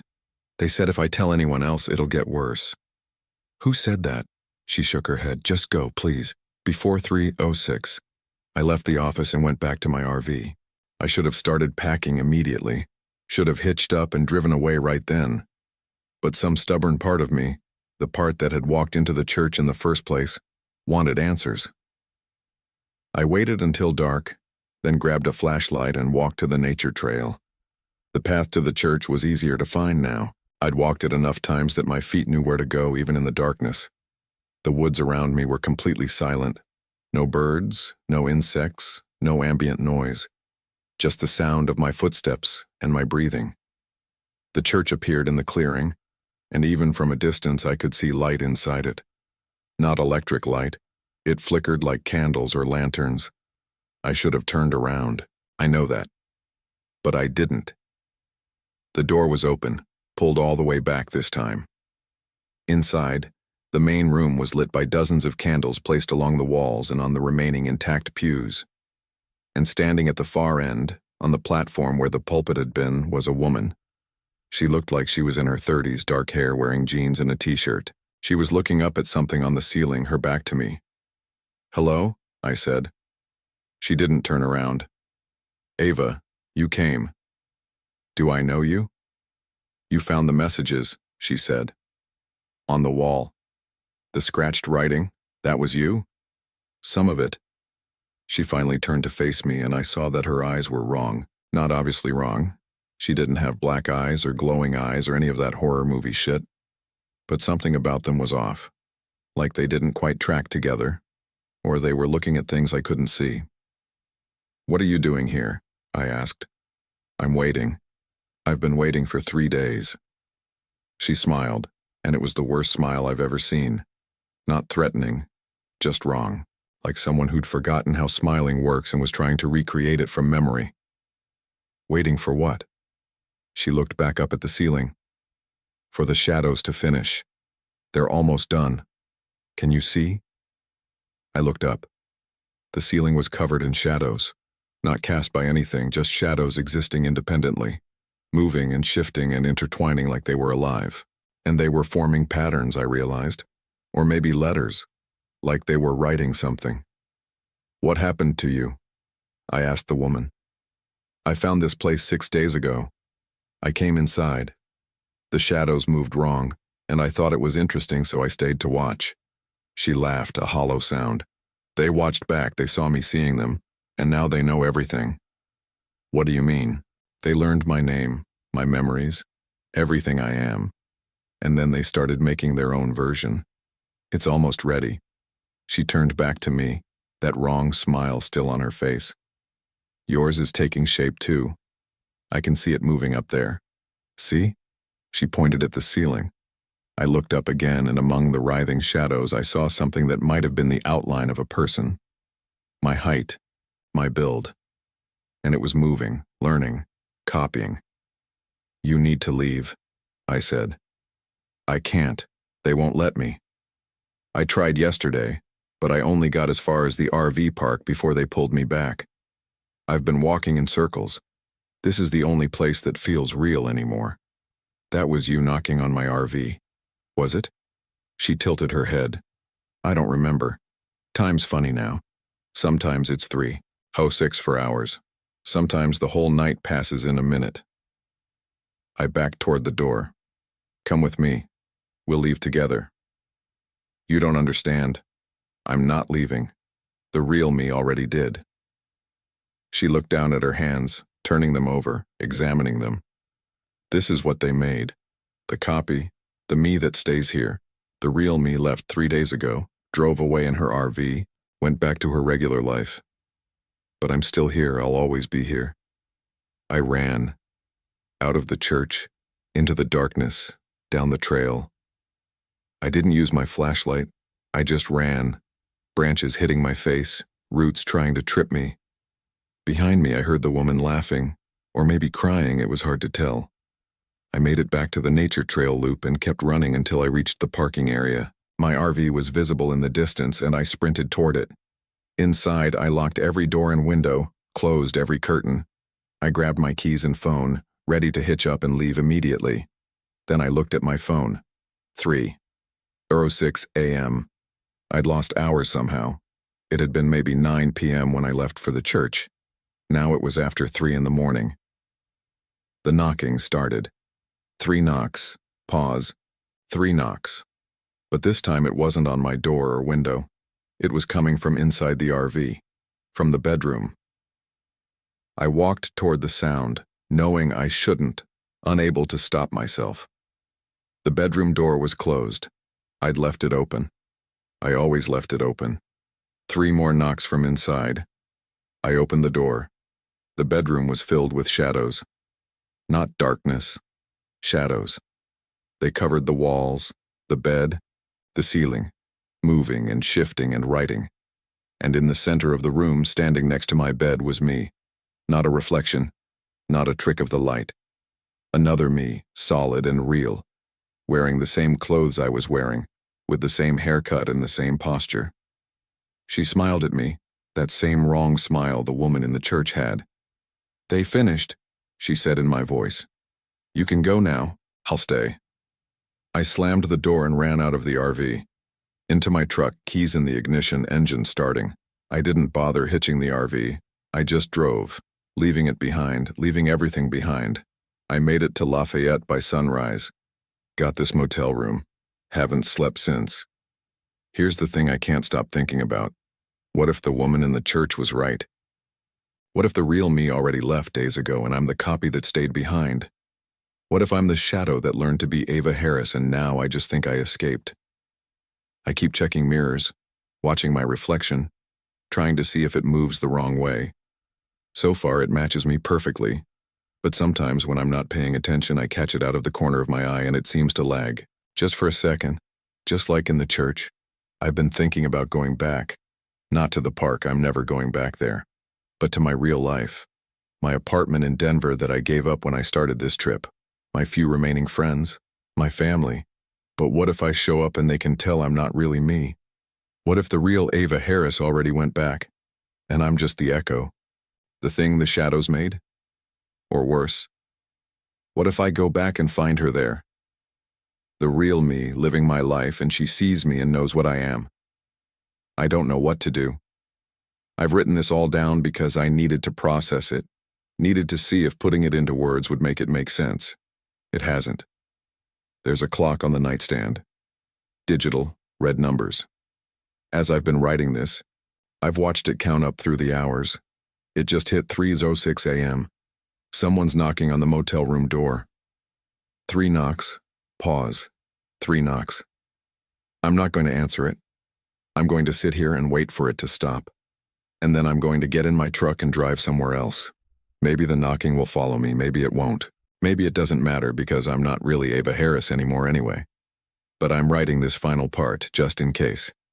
If you're reading this, if you find this document somehow, don't go looking for that church. Don't go to the Atchafalaya Basin RV Park. Don't take the nature trail, don't turn left at marker 7. Because if you do, if you go inside that church and the shadows see you seeing them, they'll learn everything you are. And then they'll make their own version. And you'll never be sure which one is real. The knocking stopped. I just checked the door's peephole. There's someone standing there, but I can't see their face, just their silhouette. It's my silhouette. My height, my build, the way I stand with my weight on my left leg. She's raising her hand to knock again. I'm not going to let her in.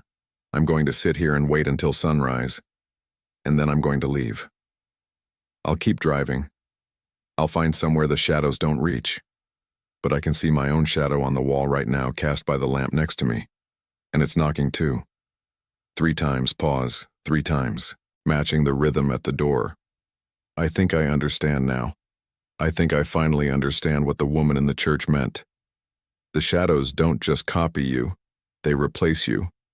The real you leaves, goes back to your life, and the shadow stays in the places you've been knocking at 3:06 a.m., trying to remember what it was like to be real. I'm the shadow. I must be. Because the real Ava Harris wouldn't be scared of the knocking. She'd answer the door. Story 4. My name is Tyler Scott. In our dreams, we ran from something, together, and felt it gaining on us.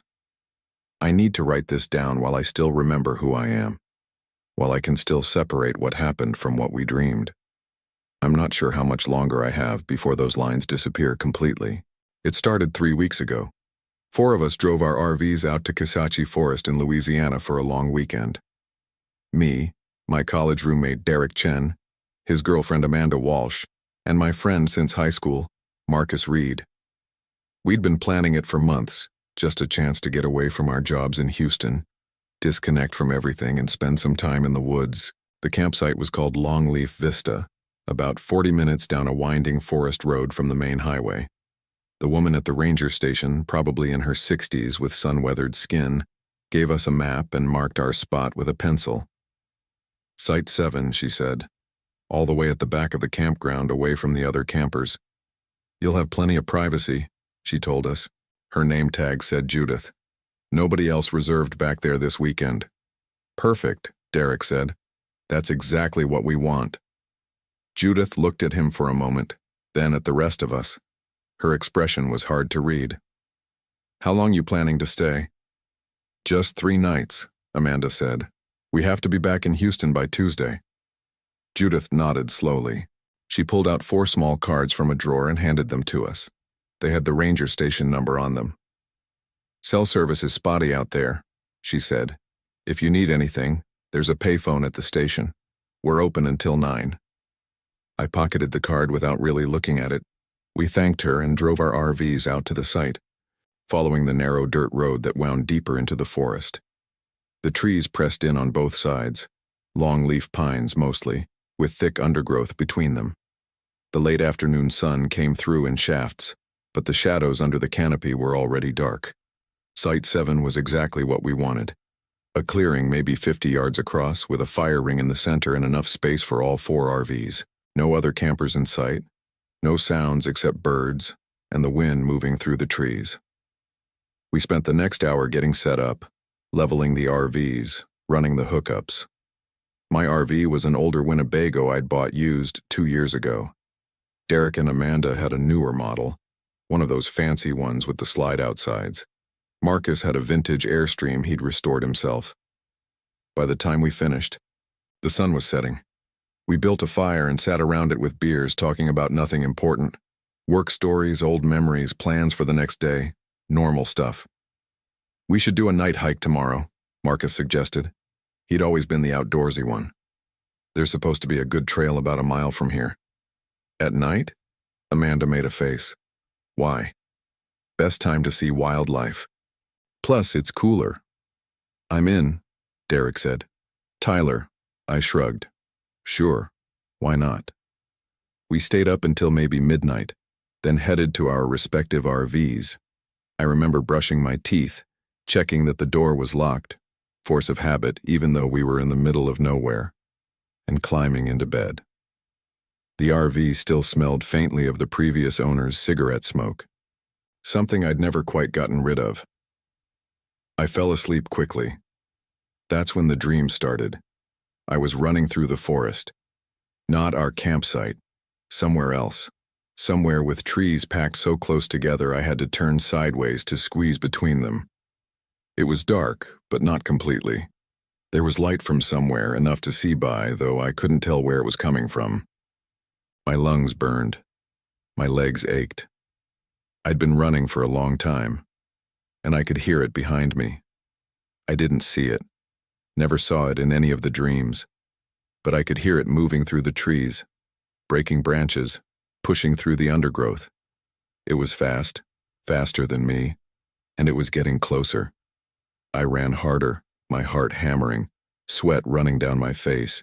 The trees seemed to shift around me, changing position when I wasn't looking directly at them. I couldn't find a way out. Every direction looked the same. Then I heard the others. Derek was somewhere to my left, crashing through the brush. I could hear him breathing, harsh and panicked. Amanda was further away, calling out for Derek. And Marcus? I couldn't see him, but I could hear his footsteps, the snap of twigs under his feet. We were all running, all being hunted. The thing behind me made a sound, not quite a growl, not quite words. Something in between that made my skin crawl, and my brain refused to process it properly. I tried to scream, tried to call out to the others, but my throat wouldn't work. All I could do was run. Then I woke up. I was sitting upright in bed, my sheets soaked with sweat, my heart racing like I'd actually been running. The clock on my phone said 3:47 a.m. I sat there for a while, waiting for my breathing to slow down, telling myself it was just a dream, just a stupid dream. But I couldn't shake the feeling that it had been real. The next morning, I was the last one up. The others were already sitting around the fire ring when I came out, drinking coffee from camp mugs. Derek looked like hell, dark circles under his eyes, his face pale. "Rough night?" I asked. He glanced at Amanda, then at Marcus. Something passed between them, some unspoken communication that made my stomach tighten. "Did you dream last night?" Amanda asked me. I sat down on one of the folding chairs. "Yeah. Why?" "What about?" "I don't know. Running through the woods or something." "Why?" Marcus leaned forward. "What else? Was anyone else there?" I thought about it. "I think so. I heard people. Running like I was." "And there was something chasing you," Derek said. It wasn't a question. We stared at each other. "We all had the same dream," Amanda said quietly. "All four of us. We compared notes before you got up. Same forest, same running, same thing behind us." I wanted to laugh it off, to say it was a coincidence. People have similar dreams all the time, right? But looking at their faces, I couldn't make myself do it. "That's weird," I said. "It's more than weird," Marcus said. "I've never had a dream that vivid. It felt real, like I was actually there." Derek nodded. I could feel the branches hitting me, smell the pine needles, everything. We sat in silence for a while. The morning sun was warm, the birds were singing, everything looked perfectly normal. But something felt off now, like we'd crossed some invisible line and couldn't go back. "So what do we do?" I asked. "Nothing," Amanda said. "It's just a dream. It doesn't mean anything." But her voice didn't sound convincing. We spent the day hiking, trying to act normal. The trails around Kisachi were nice, well-maintained, lots of shade, not too difficult. We saw a few other people, exchanged nods and hellos, kept moving. Nobody mentioned the dreams. We pretended everything was fine. That night, we stayed up later, drinking more than we should have. I think we were all trying to avoid going to sleep, though nobody said it out loud. Finally, around 2 in the morning, we gave up and went to our RVs. I lay in bed for a long time, staring at the ceiling. The RV creaked and settled around me. Outside, I could hear the wind moving through the trees, a sound that should have been peaceful but instead felt ominous. Eventually, despite my best efforts, I fell asleep. And I was running again. The same forest, the same darkness that wasn't quite darkness, the same desperate, panicked flight through trees that moved when I wasn't watching. But this time, it was worse. This time, the thing behind me was closer. I could hear its breathing, a wet, rattling sound that made my skin crawl, and I could hear the others more clearly now. Derek was screaming Amanda's name. Amanda was crying. Marcus was muttering something under his breath, over and over, though I couldn't make out the words. We were all exhausted. My legs felt like lead, my lungs burned, my heart felt like it would burst. But I couldn't stop running. If I stopped, it would catch me. I knew that with absolute certainty. The thing made that sound again. That not quite growl, not quite words. And this time I almost understood it. Almost heard what it was saying. That was worse than not knowing. I woke up at 3:47 a.m., again, exactly the same time. This time I got up and went outside. The fire had burned down to embers, giving off barely any light. The moon was behind clouds. It was dark. The kind of dark you don't get in cities where the blackness seems to have weight and substance. I heard a door open. Marcus came out of his Airstream, saw me, walked over. "You too?" he asked. I nodded. "Same time?" 3:47. He ran his hand through his hair. "This is fucked up, man." I wanted to disagree, but I couldn't. He was right. "Should we wake the others?" "They're already up," Derek said from behind us. I turned to see him and Amanda standing by their RV. Amanda had a blanket wrapped around her shoulders. Derek's hands were shaking. We gathered around the fire ring. Nobody bothered relighting it. We just sat there in the darkness. "It was worse this time," Amanda said, "closer." I almost understood what it was saying, I said. Marcus looked at me. "You heard words?" "Almost. Like it was speaking a language I used to know but forgot." "I heard it too," Derek said. "Just on the edge of comprehension." We sat in silence. The forest around us was completely quiet now. No insects, no birds, no wind, just silence. "We should leave," Amanda said. "Pack up and go home. This place isn't right." Part of me agreed with her. The rational part that said this was crazy, that we should listen to our instincts and get out. But another part of me, a part I didn't want to examine too closely, was curious. Wanted to know what happened next. Wanted to understand what was hunting us in our dreams. "Let's sleep on it," Derek said. "Decide in the morning when we're thinking clearly." Amanda looked like she wanted to argue, but she didn't. We went back to our RVs. I didn't sleep again that night. I don't think any of us did. The next morning, we decided to stay. I can't fully explain why. In retrospect, it was obviously the wrong choice. But at the time, it felt inevitable. Like we'd already been caught and were just going through the motions of trying to escape. We spent the day around the campsite, not talking much. Derek and Amanda mostly stayed in their RV. Marcus worked on something under the hood of his truck. I tried to read a book but couldn't focus on the words. They kept sliding away from me, and I'd realize I'd been staring at the same page for 20 minutes without taking in a single sentence. Around 4 in the afternoon, I noticed something odd. My phone said it was 4:15, but my watch said 6:30. I checked Marcus's truck. The clock there said 6:32. I mentioned it to the others. "Mine says 4:15, Derek said, looking at his phone. "Mine says 6:30, Amanda said, checking her watch. We compared all our devices. The phones all said one time. The watches and clocks all said another. A difference of 2 hours and 15 minutes. "We must have lost time," Marcus said, "between when we last checked and now." "That's impossible," Amanda said. But it had happened. Somehow, somewhere, we'd lost over 2 hours without noticing. That evening, Marcus suggested we go to the ranger station, talk to Judith, ask if other people had reported strange experiences at this campsite. It seemed like a good idea, so we drove there in Marcus's truck. The drive took longer than I remembered. The winding road through the forest seemed to stretch on forever, the trees pressing in on both sides. Finally, we reached the station. It was closed. A sign on the door said they'd reopened at 8 a.m. "I thought that woman said they were open until 9, Derek said. I looked at the card Judith had given me. It said open 8 to 5 daily in small print at the bottom. "Maybe we misheard," I said. We stood there in the parking lot looking at the locked door. The sun was setting, casting long shadows across the gravel. I had the strangest feeling that someone was watching us from the trees, but when I turned to look, there was nothing there.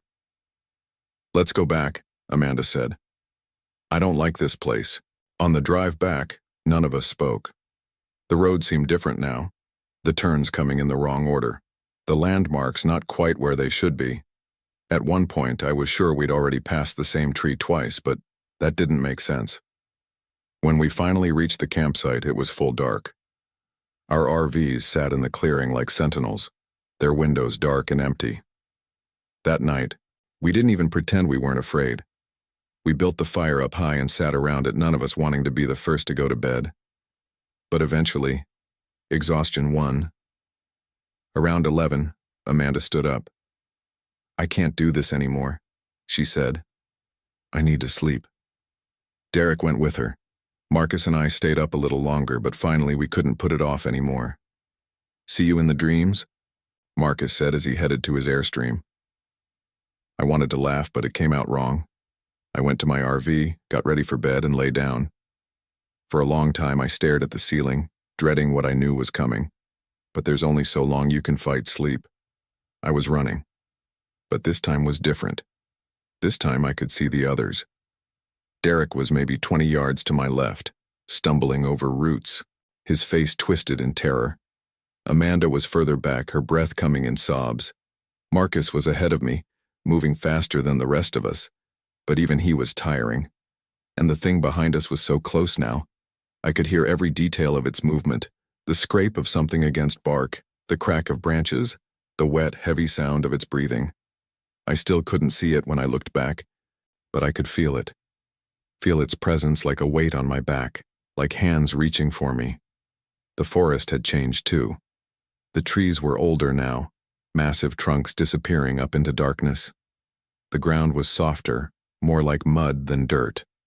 And there were things growing between the trees, strange pale fungus that glowed faintly in the darkness, giving off enough light to see by. Derek fell. I heard him go down, heard his cry of pain.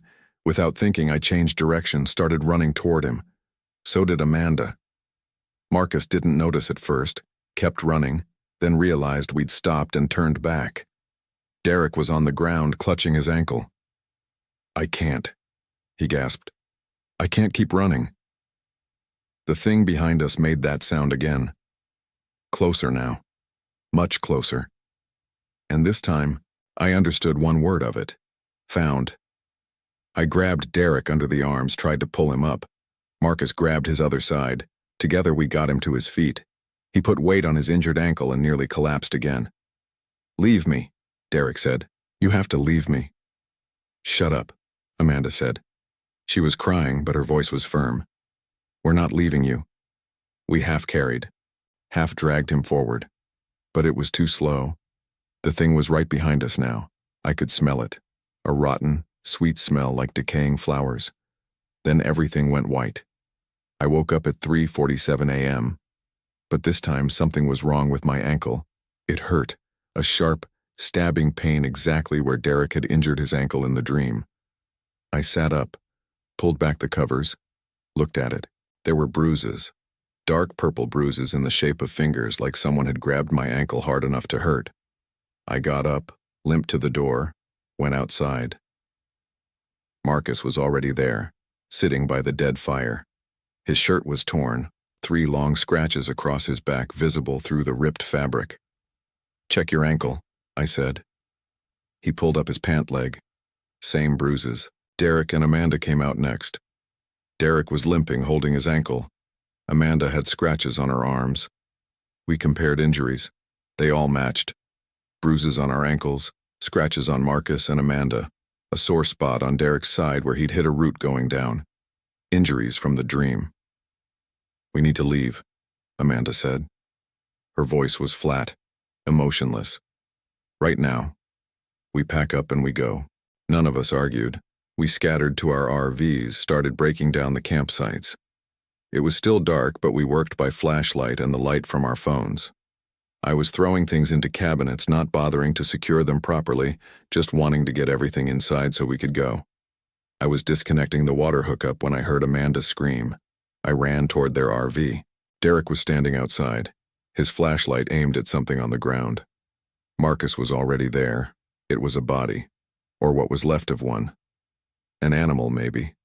It was hard to tell. It had been torn apart, scattered across the clearing. The smell was overpowering, that same rotten sweet smell from the dream. "What the hell is that?" Marcus asked. Derek's flashlight moved across the remains. I saw matted fur, bones, something that might have been a skull. Then the light caught something else. A collar. "That's a dog," Amanda said. She sounded like she might be sick. Someone's dog. We stood there staring at it. The clearing was completely silent except for our breathing. "We need to go," I said. "Now." We finished packing in a frenzy, none of us wanting to spend another second in that place. By the time we were done, the sky was starting to lighten in the east. I climbed into my RV, started the engine, and pulled out onto the dirt road. Behind me, I could see Marcus's Airstream, then Derek and Amanda's RV. We drove in a convoy, none of us wanting to be alone. The road seemed longer than ever. The trees pressed in on both sides, their branches reaching over the road like claws. My hands were tight on the steering wheel, my ankle throbbing every time I pressed the brake. We'd been driving for maybe 15 minutes when I noticed something odd. A tree by the side of the road, split by lightning and charred black. I remembered that tree. We'd passed it on the way in, but I'd already passed it twice this morning. I grabbed my radio. We'd all been using CB radios to stay in touch while driving. "Marcus, are we going in circles?" His voice crackled back. "I don't think so, but I've seen that same tree 3 times. "So have I." Derek's voice joined us. "The GPS is going crazy. It keeps resetting, losing the satellite signal." We kept driving. The sun was fully up now, but it didn't make me feel any better. If anything, the daylight made everything worse. In the dark, I could pretend I just couldn't see where I was going. In the light, I had to admit the truth. The road was looping. We were driving the same stretch of forest over and over, passing the same landmarks, getting nowhere. "Stop!" Amanda's voice came over the radio. "Everyone stop." We pulled over, got out, met in the middle of the road. "This isn't working," Amanda said. "The forest won't let us leave." "That's insane," Derek said, but his voice was weak, unconvincing. "Then explain what's happening," Amanda shot back. "Explain the dreams, the injuries, the dead dog, the road that loops. Explain any of it." None of us could. "So what do we do?" Marcus asked. I don't know who suggested it first or if we all thought of it at the same time, but somehow we decided. We'd go back to the campsite. We'd sleep.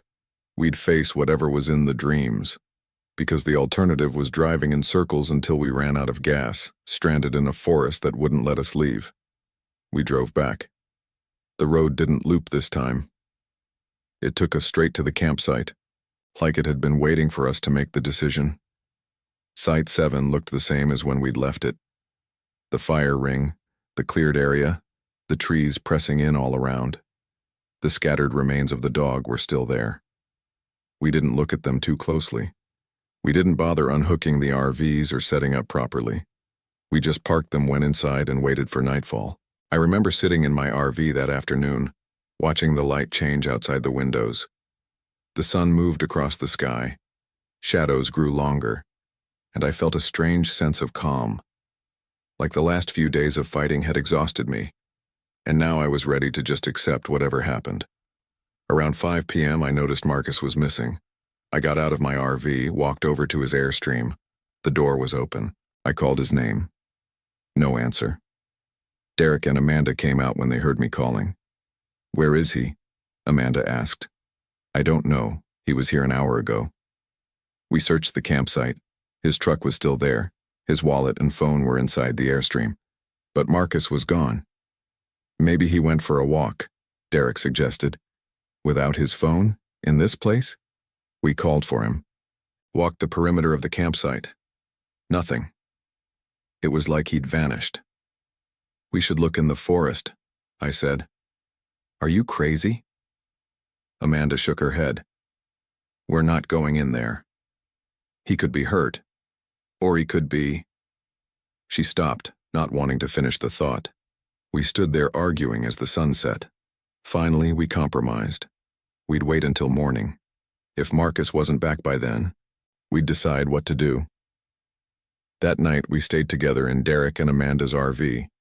It was bigger, and none of us wanted to be alone. We played cards, tried to watch a movie on Derek's laptop, did anything to avoid thinking about what was coming. Around 11, Amanda asked the question we'd all been avoiding. "What if Marcus is in the dream with us? What if we find him there? Then we bring him back," Derek said. "What if we can't?" "We'll figure it out." But his voice didn't sound certain. Midnight came, then 1 a.m., then 2. We couldn't put it off forever. "I'm going to bed," I said. "I can't stay awake any longer." "Should we all sleep at the same time?" Amanda asked. "Or should someone stay awake to watch?" "Watch for what?" Derek asked. She didn't have an answer. In the end, we all went to bed. Derek and Amanda in their bedroom, me on the fold-out couch. It was uncomfortable, but I didn't care. I closed my eyes and waited for sleep. I was running. But this time I knew what to do. I could feel the others nearby. Derek on my left, Amanda behind me, and Marcus. Marcus was ahead, but he wasn't running. He was standing still, his back to me, watching something I couldn't see. "Marcus," I called out. He turned. Even in the strange half-light of the dream forest, I could see something was wrong. His face was slack, expressionless. His eyes were empty. "Marcus, we have to run." He smiled. It was wrong, that smile. Too wide, too many teeth. "Why would I run?" His voice sounded different, hollow. "I'm home." The thing behind us made it sound, that not quite growl, not quite words. And this time Marcus answered it. He made the same sound, like he was speaking the same language. Derek ran past me, heading for Marcus. "Snap out of it, man. We have to go." Marcus reached out as Derek got close. His hand moved faster than should have been possible, grabbed Derek by the throat, lifted him off the ground. "No!" Amanda screamed. She was running toward them, but I grabbed her, held her back. Marcus was still smiling, that wrong smile. Derek was choking, his feet kicking uselessly in the air. "Stop!" I shouted. "Marcus, stop!" He looked at me. For just a moment I saw something in his eyes. Recognition, maybe. Pain. Then it was gone, replaced by that same empty blankness. He dropped Derek, who fell to the ground gasping. Then Marcus turned and walked into the forest, toward where the thing was waiting. The shadows swallowed him, and he was gone. I woke up at 3:47 a.m. I was on the couch in Derek and Amanda's RV. My throat hurt. I reached up, felt tender spots on my neck like someone had grabbed me there. Derek's bedroom door opened. He came out, one hand at his throat. We looked at each other. "It was me," he said. "I was the one Marcus grabbed. But I have the bruises." We compared throats. We both had marks in slightly different places. Like the dream hadn't decided which of us had really been grabbed, so it marked us both. Amanda came out next. Her face was pale, her eyes red from crying. "He's not coming back," she said. "Marcus, he's not coming back." I wanted to argue, but I couldn't. I'd seen his eyes in the dream, seen him walk into the shadows. Whatever had come back wouldn't be Marcus, not really.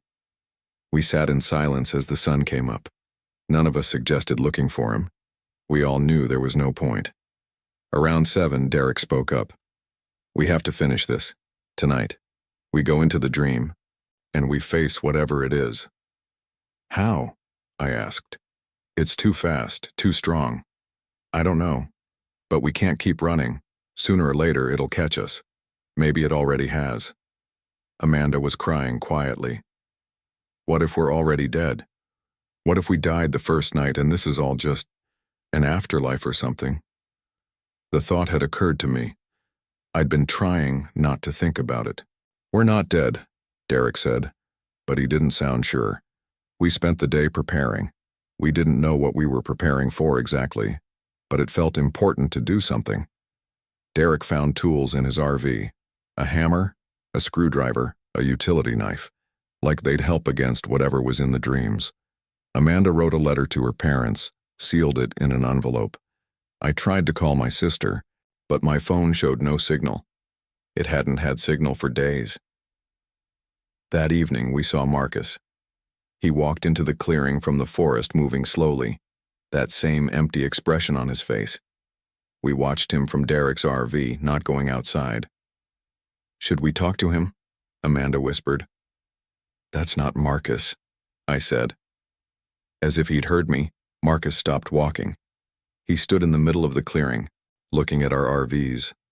Then he smiled, that too wide smile. I know you're in there, he called out. His voice sounded wrong, like something was speaking through him. Why are you hiding? None of us answered. You can't run forever. It's waiting for you. It's been waiting a long time. What is it? Derek shouted. What's out there? Marcus tilted his head, like he was listening to something we couldn't hear. It doesn't have a name. Not one you could understand. It hunts in dreams because that's where you're real. That's where you're honest. During the day, you lie to yourselves. But in dreams, you can't hide. Why us? Amanda asked. Marcus was quiet for a long moment.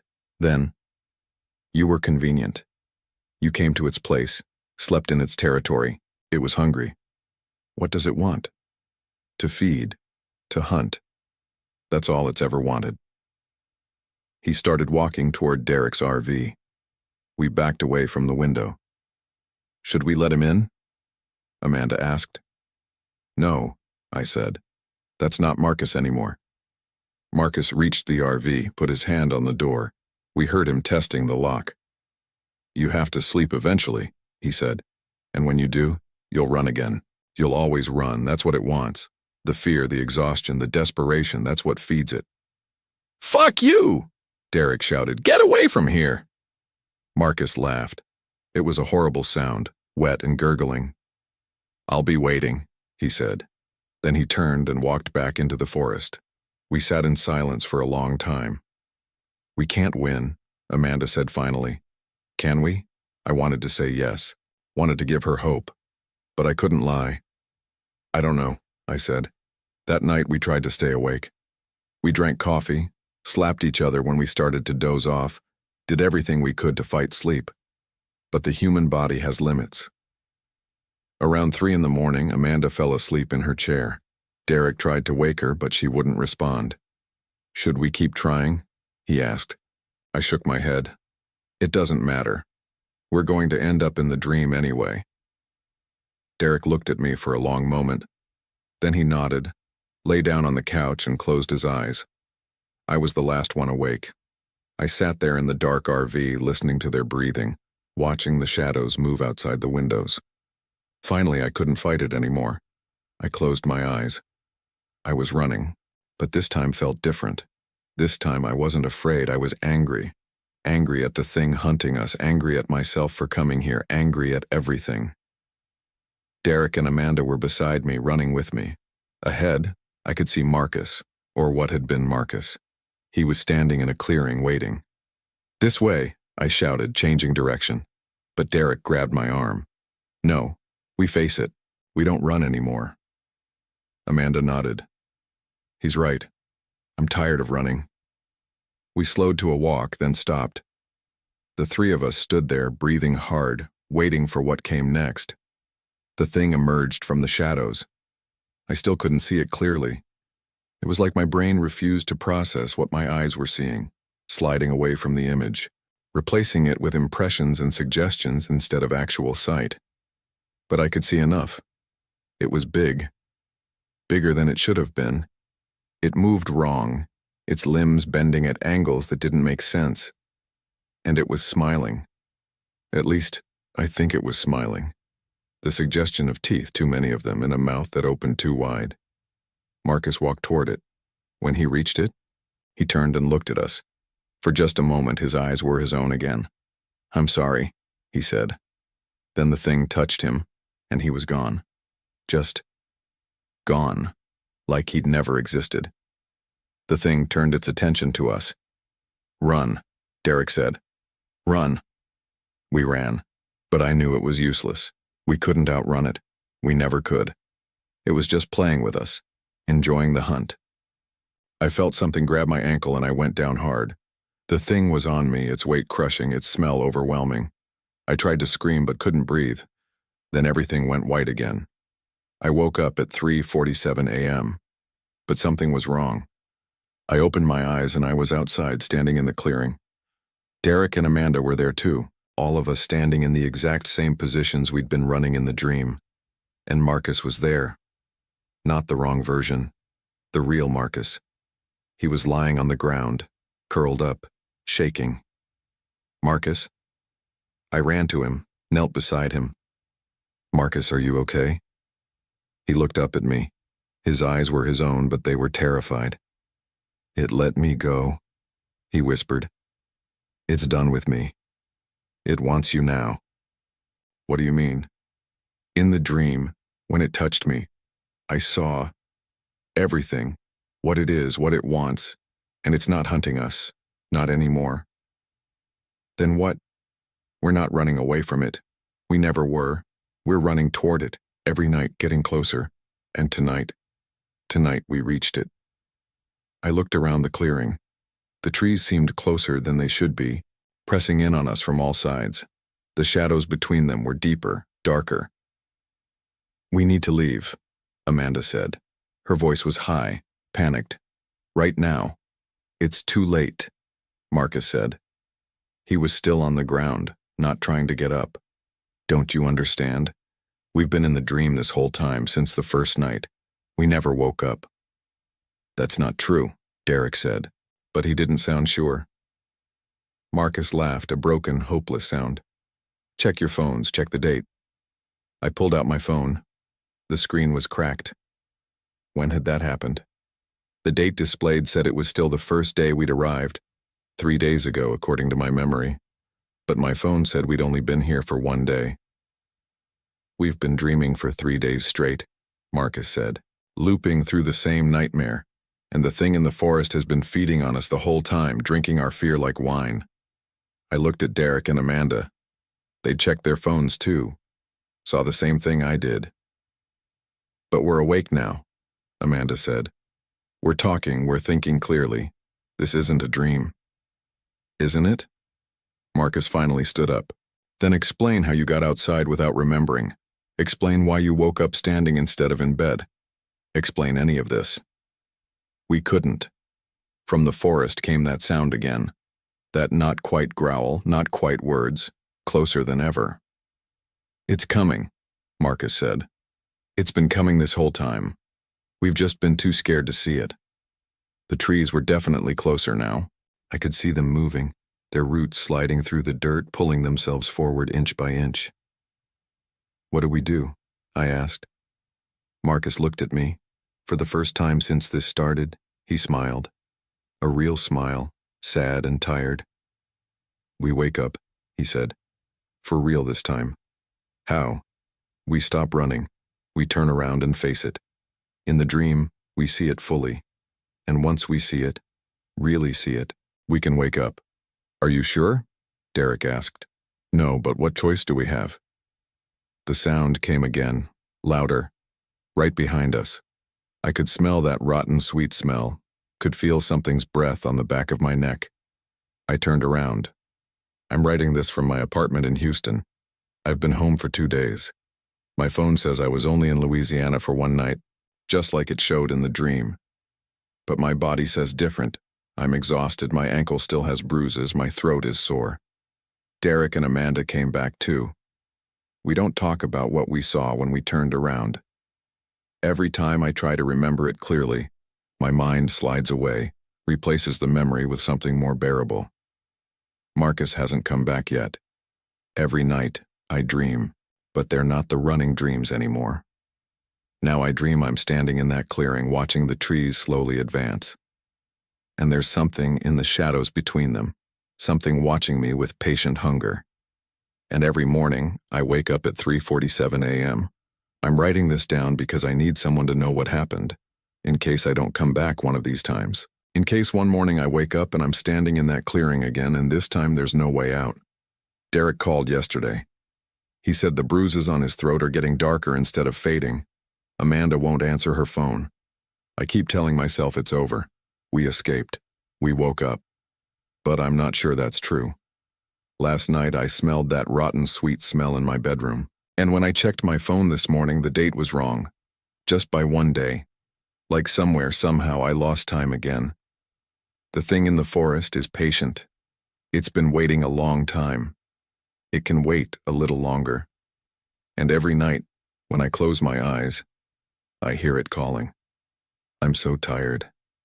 I haven't really slept in days.